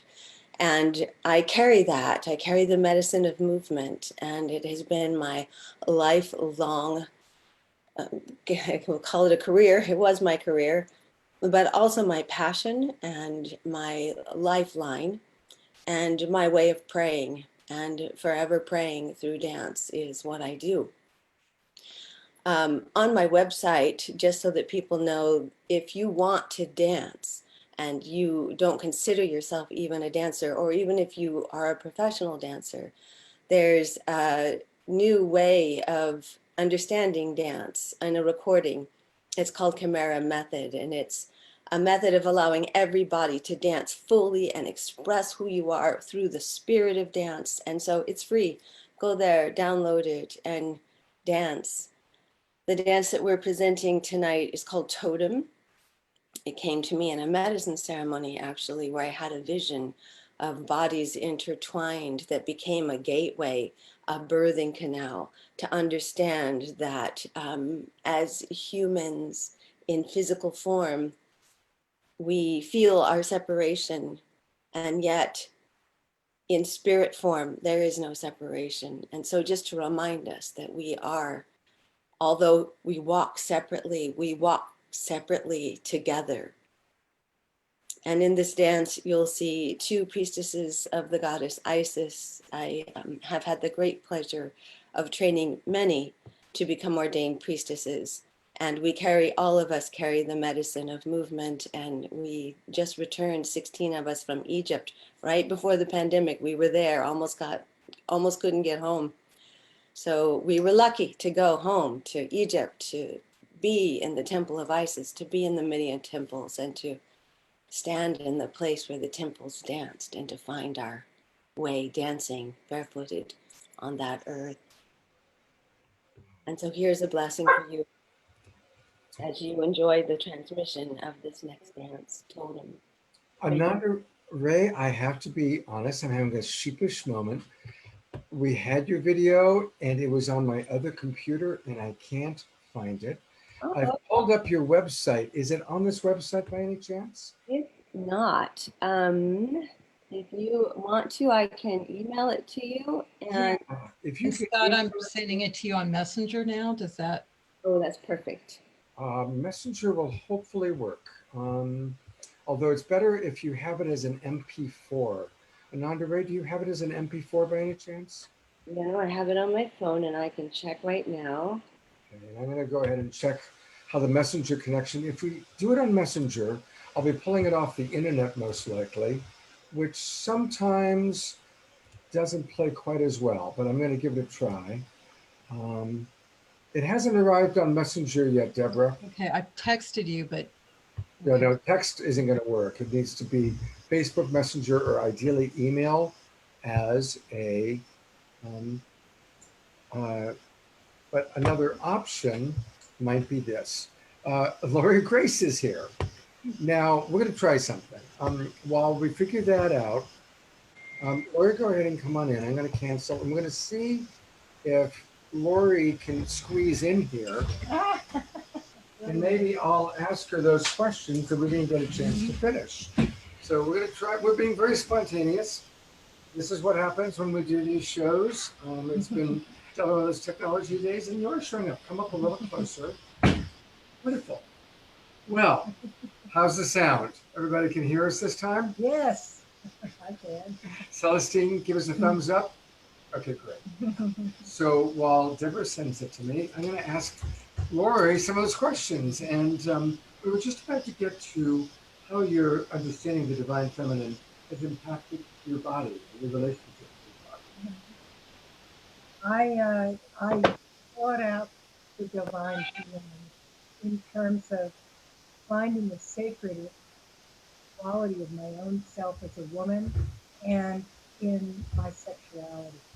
That was really important to me. And I had been raised in the Protestant church where there was only God the Father and Jesus the Son and the Holy Ghost with undetermined gender. And I longed to feel that I was, that God, Goddess, had created me in her image. Okay? And also, when I began to study the goddess cultures in the ancient matriarchy, I was so happy to see these goddesses, Shakti, Astarte, Inanna, etc., celebrated their sexuality and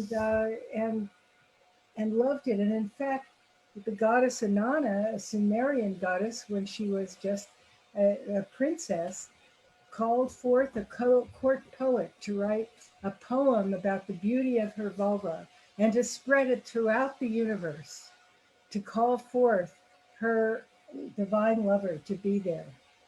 So, I mean, hearing these things is so different than our culture. And I was inspired. And then I integrated that into my teaching of Tantra. And then in Tantra, I found out that women before 3000 BC in southern India had developed these temples where they taught both men and women the arts of sacred healing through sexuality, combining sexuality and spirituality. And that was like amazing to me, and something that showed up as something profoundly healing for our culture, which has had so much wounding. Yeah. So that's exciting. Yeah.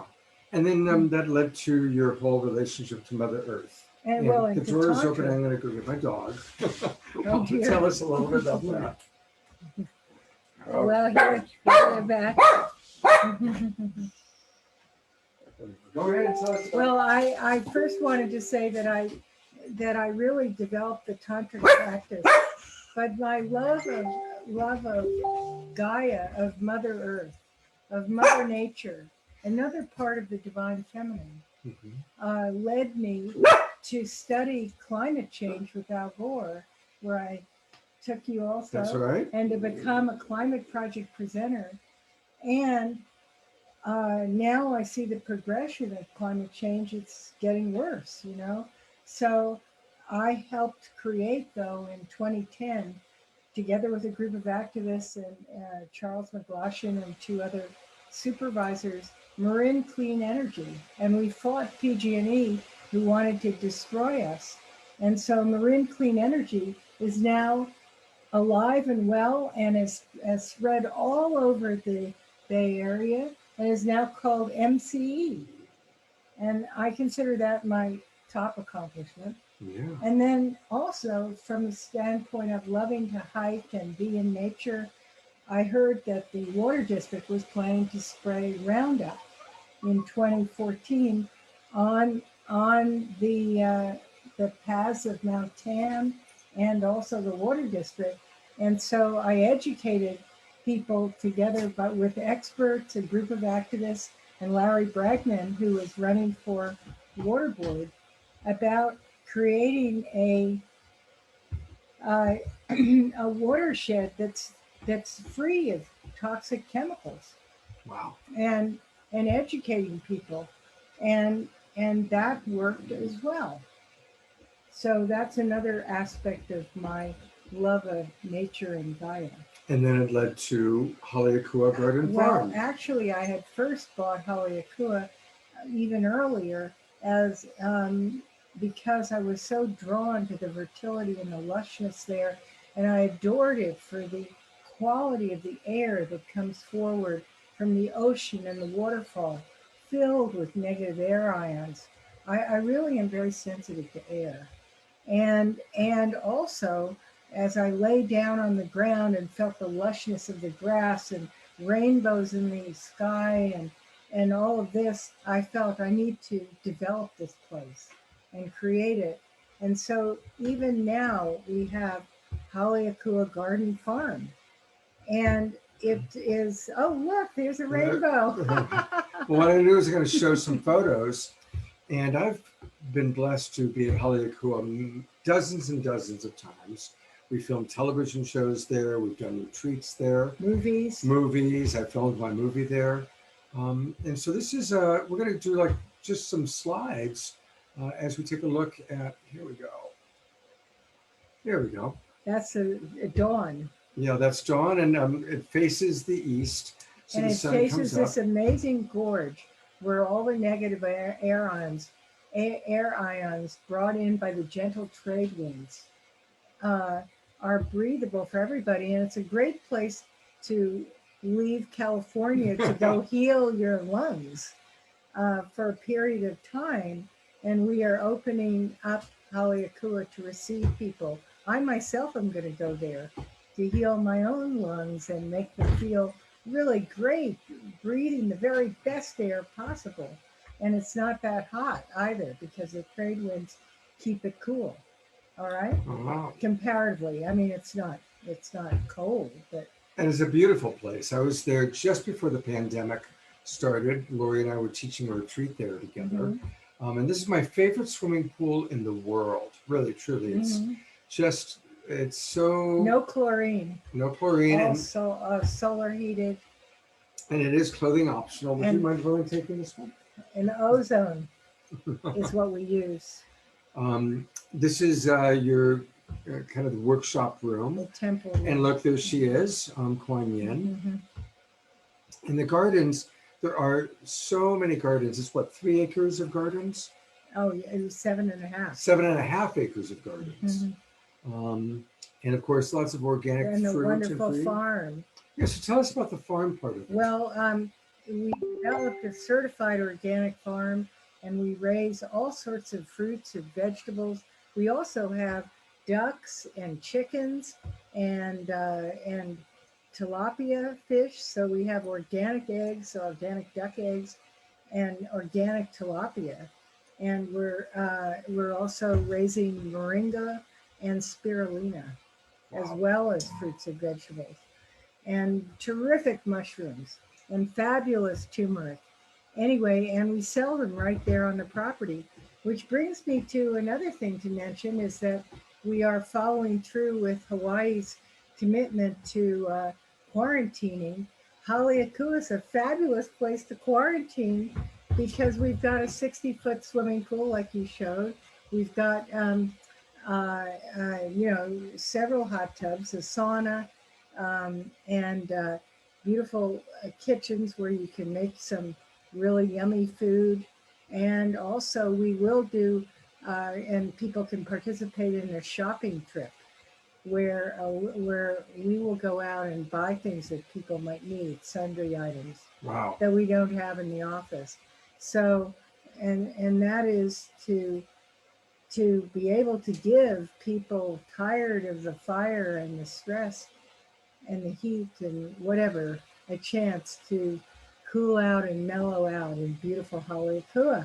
Wow. And the website of it is Hale, H-A-L-E, Akua, A-K-U-A.org. And it means home of the divine. And it is that. It's going to show just a couple more pictures. There we go. Make it a little bit larger. That's another pool we have, another swimming pool. Another swimming pool. We have several swimming pools. Ah, my favorite spot. It's an amazing hot tub overlooking the ocean. Sometimes we see whales. I can remember at a time seeing whales from the hot tub. Mhm. And yoga takes place and events, Yes, music. and Donnie and Heather are going to do some also there. So Donnie and Heather literally live around the corner. Right.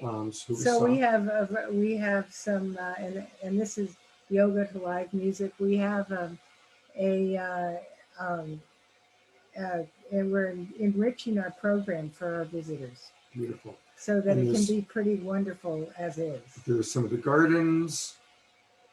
There's the waterfall that you can hike down to. And the waterfall that brings all this wonderful negative air ions directly to Haleakua, where you can breathe and heal and grow and love.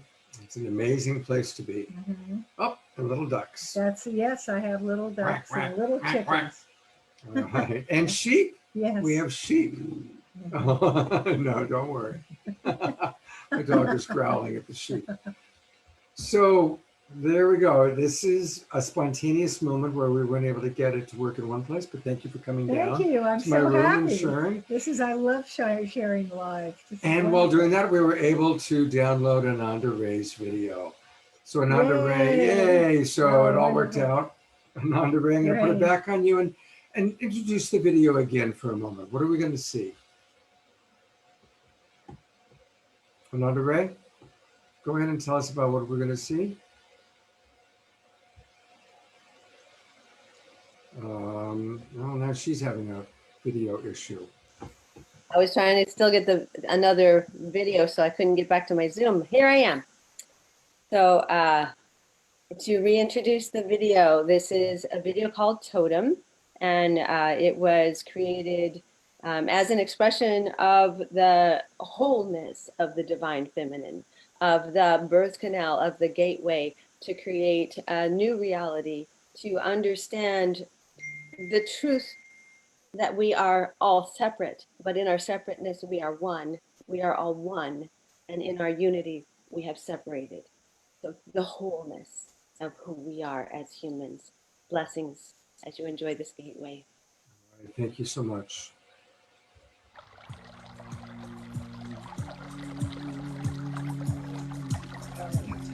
Okay. right? Yeah. Thank you, darling. That was such a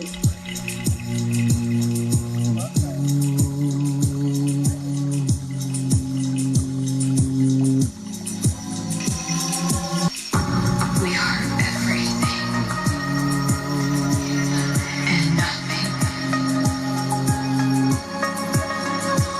The entire universe exists within every cell of our body.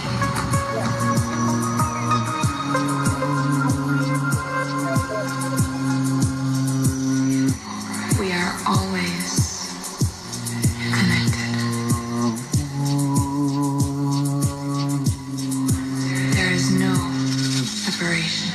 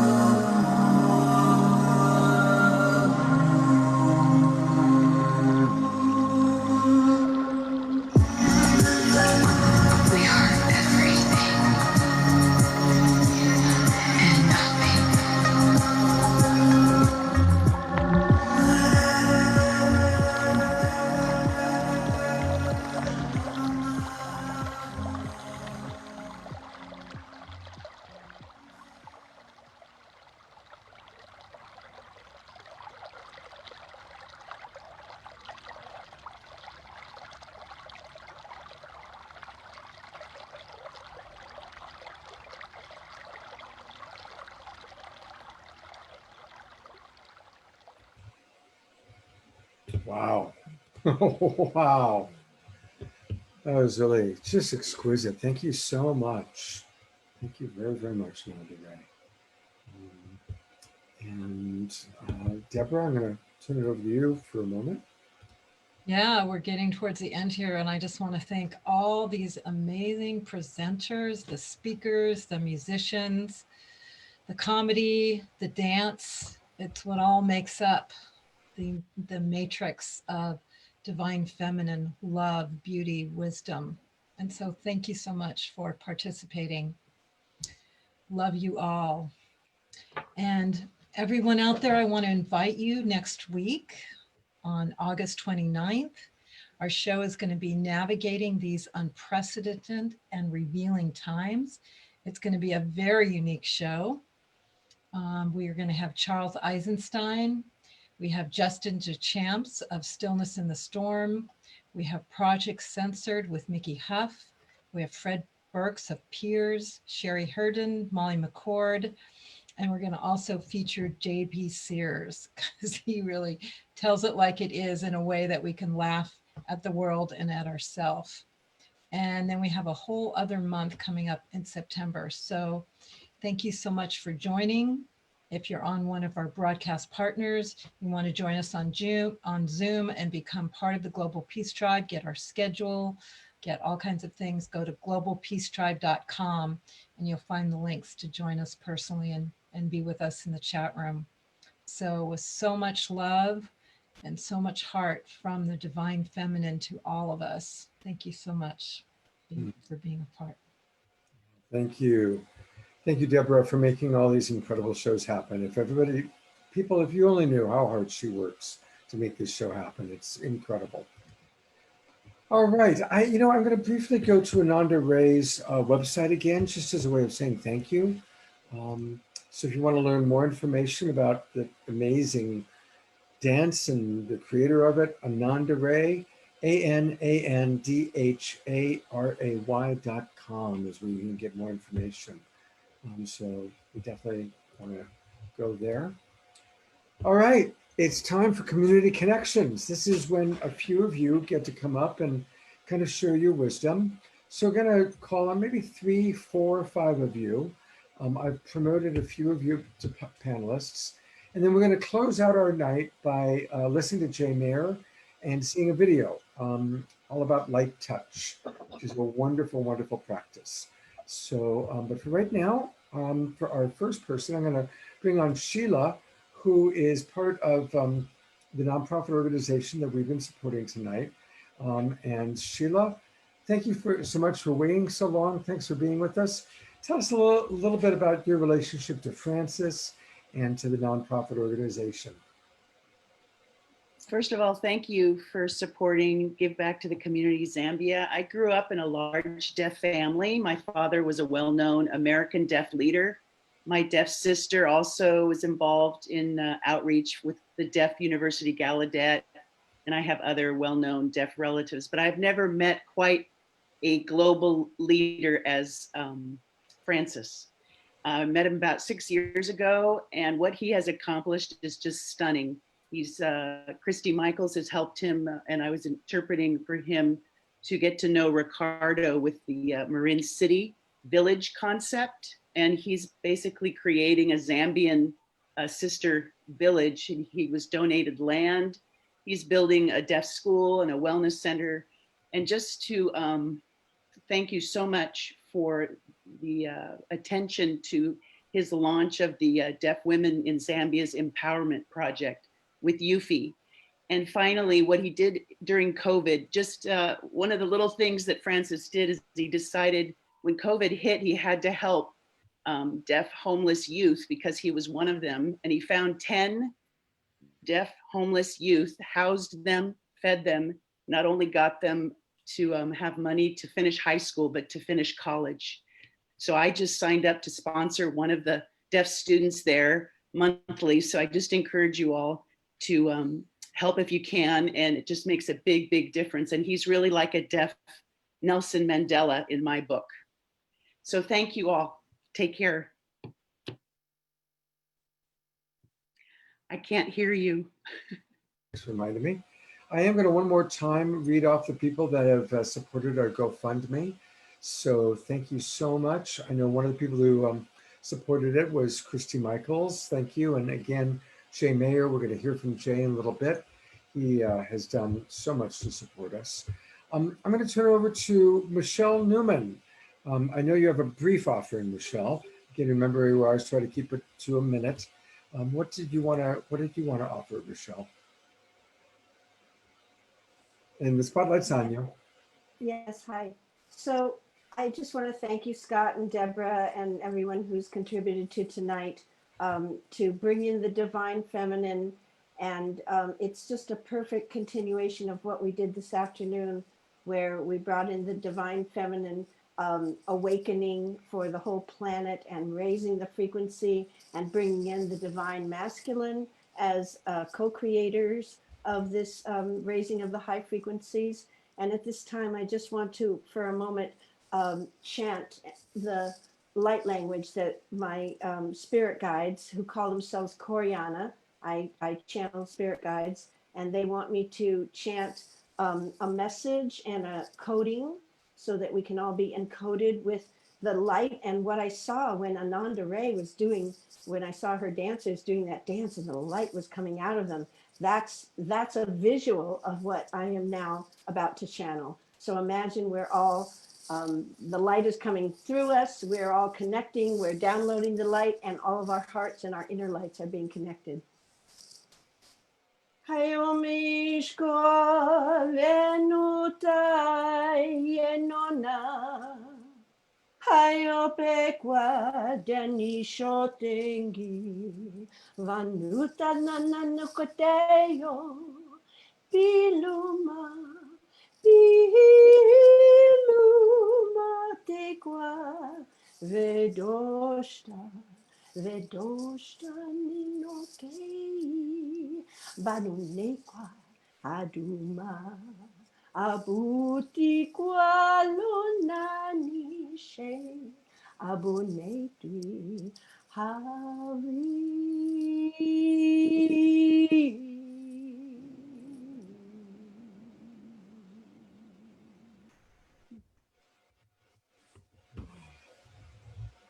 Thank you very much, Michelle, and much love to you and Eliyahu. Much love.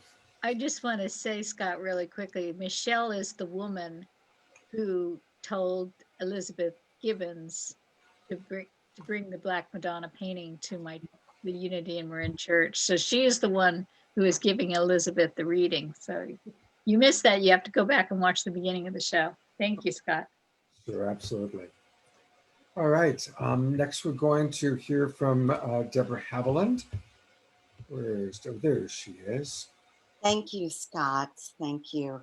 I just want to thank everyone tonight. Thank you, Christy Michaels, for doing such amazing work. And Michelle in this moment for that amazing sonic holy language. Ananda Ray for just an exquisite dance. That was so beautiful. I studied Martha Graham, so that was amazing. Celestine for her prayers. Matthew Fox for this amazing wisdom. And he talked about how wisdom is really the divine feminine. So I have a show called Universal Heart Wisdom. And it is, I am a love coach with the Love Coach Academy. So it's sponsored through the Love Coach Academy. And this show, Universal Heart Wisdom, is on Thursdays, 3 p.m. California time and 6 p.m. East Coast time.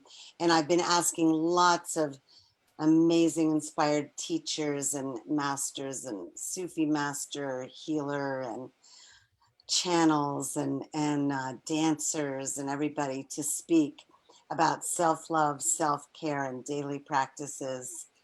And just to complete, I want to say a huge prayer for safety and protection and divine rain to put the fires out, to protect all our beloved people, community, and everyone around the wildfires. May you be protected and receive all the universal support that you need. Thank you. Well, thank you very much, Deborah. Thank you so much. And it's nice to see some of our presenters are still with us. Johanna Beekman is still here. Ananda, thank you so much. Another very long time friend of mine, somebody I've known for a very long time, Karen LaPuma, who's a world-class astrologer. Karen, what do you want to share tonight? Hi, I just want to say how to embody this archetype of the goddess, the divine feminine. The archetype that I've been working with is the goddess warrior on the hero's journey. And so if you believe that the divine light shines within, then you are a goddess. And goddess is about being accepting and allowing. And so we can just invoke this by just being in that receptive, compassionate space. And the warrior is, I want to be a better person. I'm into my time, attention, and taking responsibility for the reality that you're creating. And the hero's journey is both male and female. And goddess warrior on the hero's journey is both men and women. So the hero's journey is about 3 parts: separating from the past, following 6 initiations, and giving back to the world. So is that a minute? You did great. You did great. Hey, you know, I see that our 2 wonderful musicians, Pollyanna and Johanna, are still with us. Hey, Pollyanna, what you thinking? What's going on inside your heart and your mind? I'm so full. I'm completely humbled and moved and excited. To me, it's so, I just keep being blown away by the amazing people that we have, that we are, and that, you know, that we are this collective, that we are this one, and we're also just such these unique, beautiful jewels of wisdom, and everybody is bringing in their own, you know, their own special way. So it's just, there's something here for everybody. There's something here for all of us, and I'm enchanted. Like, I have to say, I am enchanted and blessed. So thank you so much for everybody's sharing, and including the people that are sharing now, you know, and your feedback is, it keeps it going, right? We must feed each other. We must continue to encourage each other, to praise each other, to clap for each other, to yes, yes, yes. And so that's what I feel like we're doing. And thank you for creating this platform, Scott and Deborah. You all are just like rock stars in my world. Thank you. Well, thank you. It's a lot of work, I gotta say. Oh, I believe me, I know what you, I know the work, and I know, because I know about producing shows, and I've done it a million times, and you guys do it week after week, and you're doing more than one show, Scott, and you guys are just like, you're crazy in terms of the, you know, the production. I don't even know how. I think you have clones. That's what I'm thinking. I think you must each have several clones. I wish. So nice. Anyway, It does seem like the only way it would be possible. Right, and the fact that you guys, given what's going on with the fires, Scott, you had to evacuate. Deborah, you're like on edge, don't know what's going to happen. And your guys like, you know what? We're doing this thing. And of course we need it now, right? More than ever. And you're just like, we're doing this. I'm like, I bow to you. Well, thank you. Well, the show must go on, right? The show must go on. Yeah, really. Johanna, our other amazing musician, really both of you just rocked it. Both of you, every time, all 4 of the songs you collectively did, I got chills. I think honestly, the music's usually my favorite moment of the show. Any final thoughts you want to share, Johanna? Well, I'm just always so inspired when I see people of all genders having a topic like this come up and coming together through spirit and song and soul, the way that we did tonight, evoking so many different cultures and really honoring traditions beyond our Amerocentric views that we tend to be kind of engulfed in right now. So I'm very, very grateful for the reprieve here and like-minded individuals who really, really believe in the rise of the divine feminine. And looking at the world, this is the only Amrita, the only nectar really that we need, is people to just come together and keep unifying and believing in unification and believing in the love power and the capital S self, the spiritual self that is always shining through our hearts at any given moment when we're in tune And when we're in tune with each other by singing and breathing together the way that we did tonight, or the way that we watched each other and communicated virtually while we're at home, is the way that the planet is going to heal right now. So thank you so much for inviting me to be a part of this healing of the planet that we're all so deeply, deeply tuned into. So I feel very honored and touched by tonight's witness. Thank you. Thank you. And bowing, deep bows to you guys for all of the work you do. I just can't even put it together. I feel like I wear 5 hats as a musician. We all kind of have to do what we need to do, but I just watch the amount of production that you're putting in, and it's astounding, like Pollyanna said. I just had to come back to that. Thank you so much for all of the service that you're putting in, selfless service. Thank you very much. I really appreciate it. The world needs you now.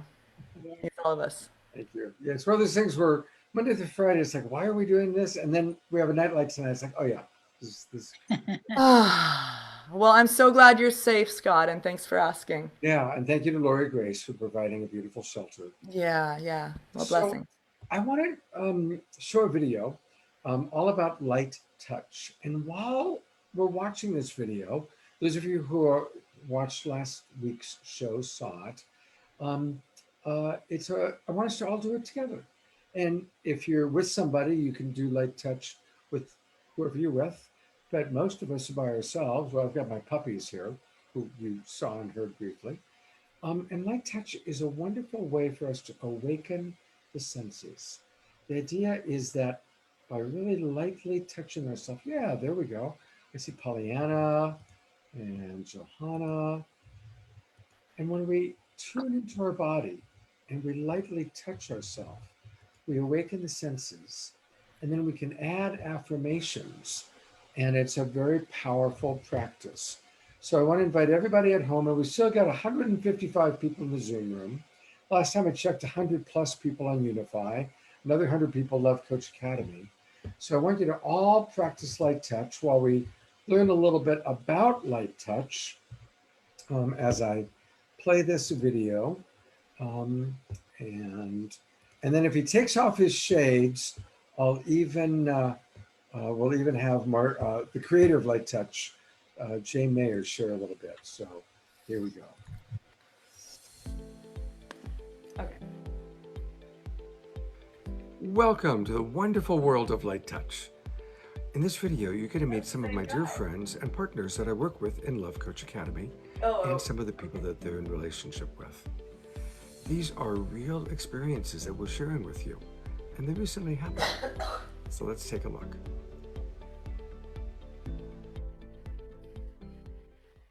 I've really enjoyed the intimacy that it's helping to build. I really enjoy the few minutes of connection, waking up, saying some blessings for Stephen, and really being in the presence of touching him. I really love the way that I just use my fingertips to kind of touch and be close to him.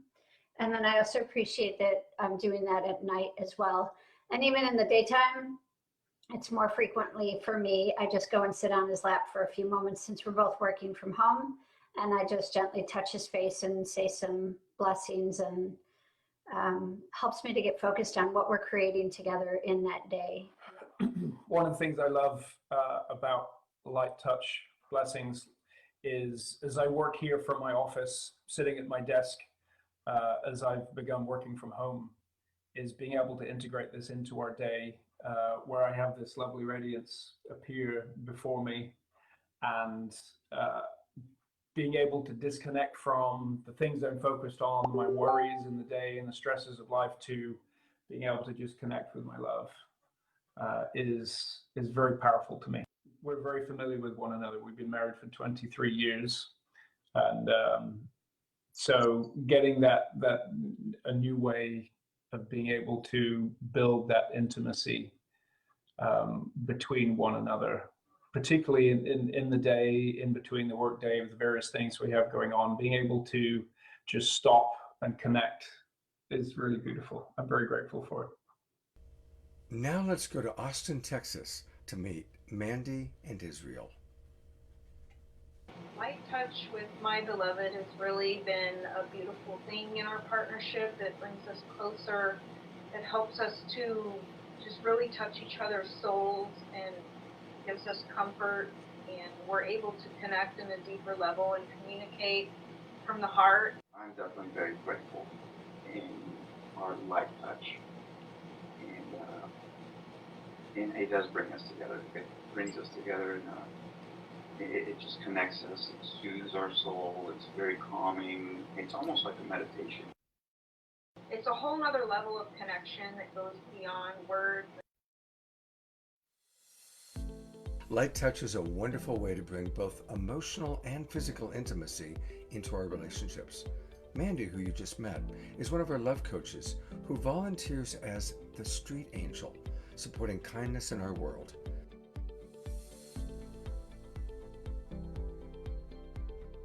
Jay and his light touch partner Jan will be guests on her online show tomorrow night at 7:30 p.m. Pacific time. You can find it on the same Love Coach Academy page via Facebook. Light touch is also a wonderful way for us to attract or magnetize what we are wanting. Let's go all the way to Hawaii to meet Timothy and Tomoko. First, I was a little skeptical of, is this going to actually manifest anything in our life? And I have to say, from the very first day, amazing serendipitous occurrences began. And Tomoko had also been calling in a Japanese female housemate who speaks Japanese. And we now have a female Japanese American housemate who speaks Japanese. And that was the day of the first light touch session. And that was one of the affirmations that I was saying earlier. That's pretty cool how they were able to attract something so specific. Now let's go all the way to Florida and meet Deborah and Yaw. I was doing light touch prayers for the perfect dance partner. This is one of my passions, dancing. And I was praying for someone who knows how to lead, how to hold me, how to swirl around the dance floor. And suddenly, with my light touch prayers, Yao showed up. We went dancing. It was more than I had dreamed of. These light touch prayers really work. Deborah is a love coach, and luckily enough, she had been using light touch to manifest a dancing partner. And so I happened to be in Tampa, and we decided to go dancing, and it was absolutely magical. People were coming over and telling us how amazing of a couple we were, and how we were making them feel happy and excited about themselves. Light touch is not just for couples. I'm currently single, but I use it frequently with my partner Trish. We work together very closely in the Love Coach Academy and produce a couple of shows together. Thank you, Creator and Universe, for the abundance that's flowing to you, me, and everyone that our work touches. Thank you, and may we have the most amazing community of inspired people that keep sharing the message in the world, the message of compassion, love, kindness, light touch. Thank you for this amazing light touch partner. Maximum grace and blessings for Trish. Thank you for blessing my light touch partner. Thank you for blessing Scott.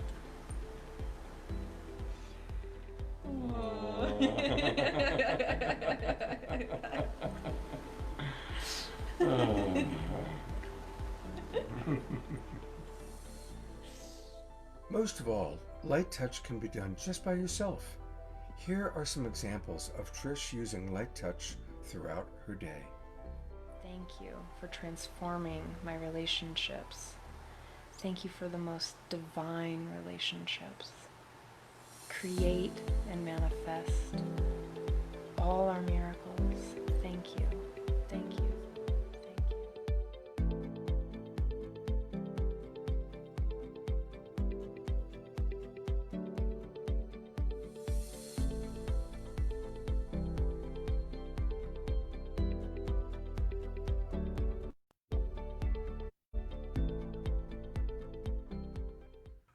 So hopefully you've seen by now that light touch is a wonderful practice. You know, it's simple and it's powerful. It's become a very important part of Love Coach Academy, and we share it with couples all over the world.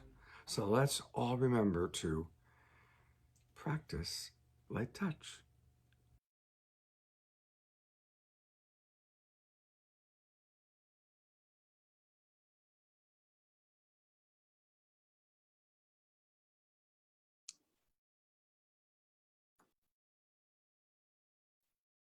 What happened?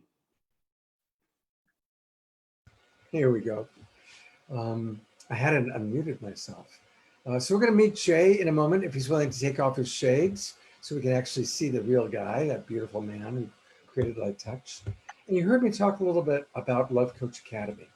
And Love Coach Academy has really incorporated Light Touch into our work.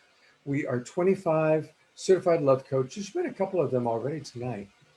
And we have something that when the pandemic hit, right away we noticed that a lot of the couples and families we were working with were really going through a lot of crisis. And so we started doing 2 or 3 free online webinars every day. Yep, every day. And it's been a lot to provide relationship support to people. And of course, probably our most popular webinar is this show, the show you watch every Saturday night, hopefully now. One of the things that we've recently decided to do is to provide support to people. And so the way we're doing that is we just created a survey. So if you go to lovecoachacademy.com, you'll see a survey. And here we go. Let me go back to the Zoom room. All right.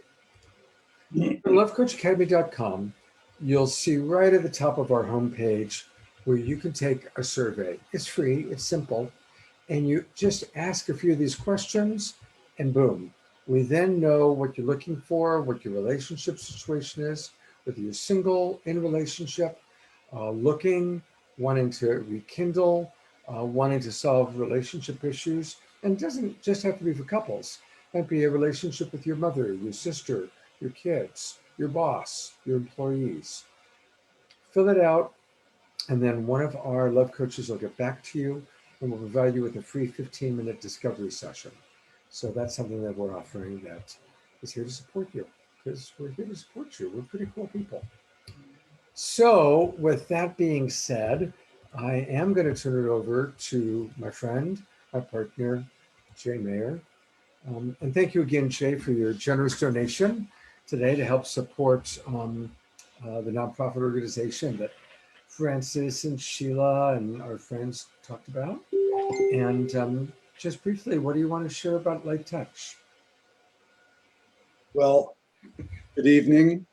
I want to share that the most important thing in the world is world peace. And I believe that if we can help enough couples, men and women and couples, to be happy, that's more love in the world. And that's a great way, like that if we heal enough relationships, say 100,000 relationships, that's a really good way to bring about world peace. So this is a great task for the divine feminine, is to send blessings with light touch. To use that anytime you feel those pleasurable, I call them blissful sensations. You can bless each other, bless my partner, bless our finances. I'm saying this now because people need blessings in their finances. And light touch is a way you can actually invoke them to yourself. And that's what light touch is about. It's about invoking, miracles, spiritual wellness, and the divine feminine. That's a beautiful invocation. Got my minute? We'll give you 2 minutes, partner. Well, the world needs our love right now more than ever. So anytime, what I do with my light touch partner is when things get awkward or it feels uncomfortable, we send blessings. I figured out the 2 words that are meaningful to me are kindness and respect. So I might be sitting there going, thank you for kindness and respect, rather than you said you were going to be home and you didn't call for 2 days. You go kindness and respect. And she was doing it too. That was a hypothetical situation. And yeah, so it's really important. There's tools. That's what I'm saying is with Love Coach Academy, we're actually working together, praying for people, invoking the angels into everyone who calls and is interested in moving further. We have teams of people that we invoke, blessings and good fortune, financial wellness, for everyone. So it's really powerful, and together we're going to succeed, and life then becomes really noticeably better. Beautiful. Well, God bless you. Thank you so much, Jay, for bringing light touch into our world. And I'm going to close with a really fun announcement. Eden Amadora, who you saw at the beginning of the show, is going to join me tomorrow morning for my weekly Sacred Sunday show. That's at 10 o'clock in the morning. And so it'll give you a chance to get to know her more fully, because I'm just going to ask her a few questions and give her the spotlight. And then we're going to hear from Andrew Harvey, who wasn't able to join us tonight. So tomorrow morning at 10 o'clock in the morning, please do join us. Almost all the Facebook pages that we're on right now will be carrying it. And the easiest one, just go to Love Coach Academy page. That's our main page. That's where we originate at 10 o'clock in the morning, or come into the Zoom room. And I just put the Zoom room link into our friends here in Zoom. I will go back, and I haven't had a chance to look at any of the comments that have come in from Unify or from Love Coach Academy. So that's what I'll do tonight. And I'll also put in the Zoom room and the information about the show that I'm going to do. So tomorrow morning, 10 o'clock, Eden Amadora, Scott, Andrew Harvey. It's a wonderful way to start your Sunday. And thank you for all of you still watching, over 100 people in the Zoom room. Morgine and Teha, thank you so much. Yes, Teha just wrote, out of 8 billion, only less than 2 billion world population connected with internet to know about Love Coach Academy. We need offline distribution methods. Yeah, we'll work on that. We're trying to reach that 2 billion first, and then we'll worry about the ones that don't have the internet, but thank you for that. And yeah, I just appreciate all the comments that people have made, people that stay with us. Pollyanna is still with us. Sheila is still with us. God bless you very much. There's Pollyanna, and there's Sheila. And all of you in the Zoom room that are still with us. Thank you so much. Christy Michaels. Christy, go back and watch the show that Christy did this afternoon. It was a beautiful 2-hour show that I hosted. So I got to admit, it's been a long day for me as well. But it's all worth it. So thank you, everybody. God bless you. Share this out. Watch the replay, and I hope to see all of you on Sunday morning. God bless you, and have a beautiful good night's rest. Thank you.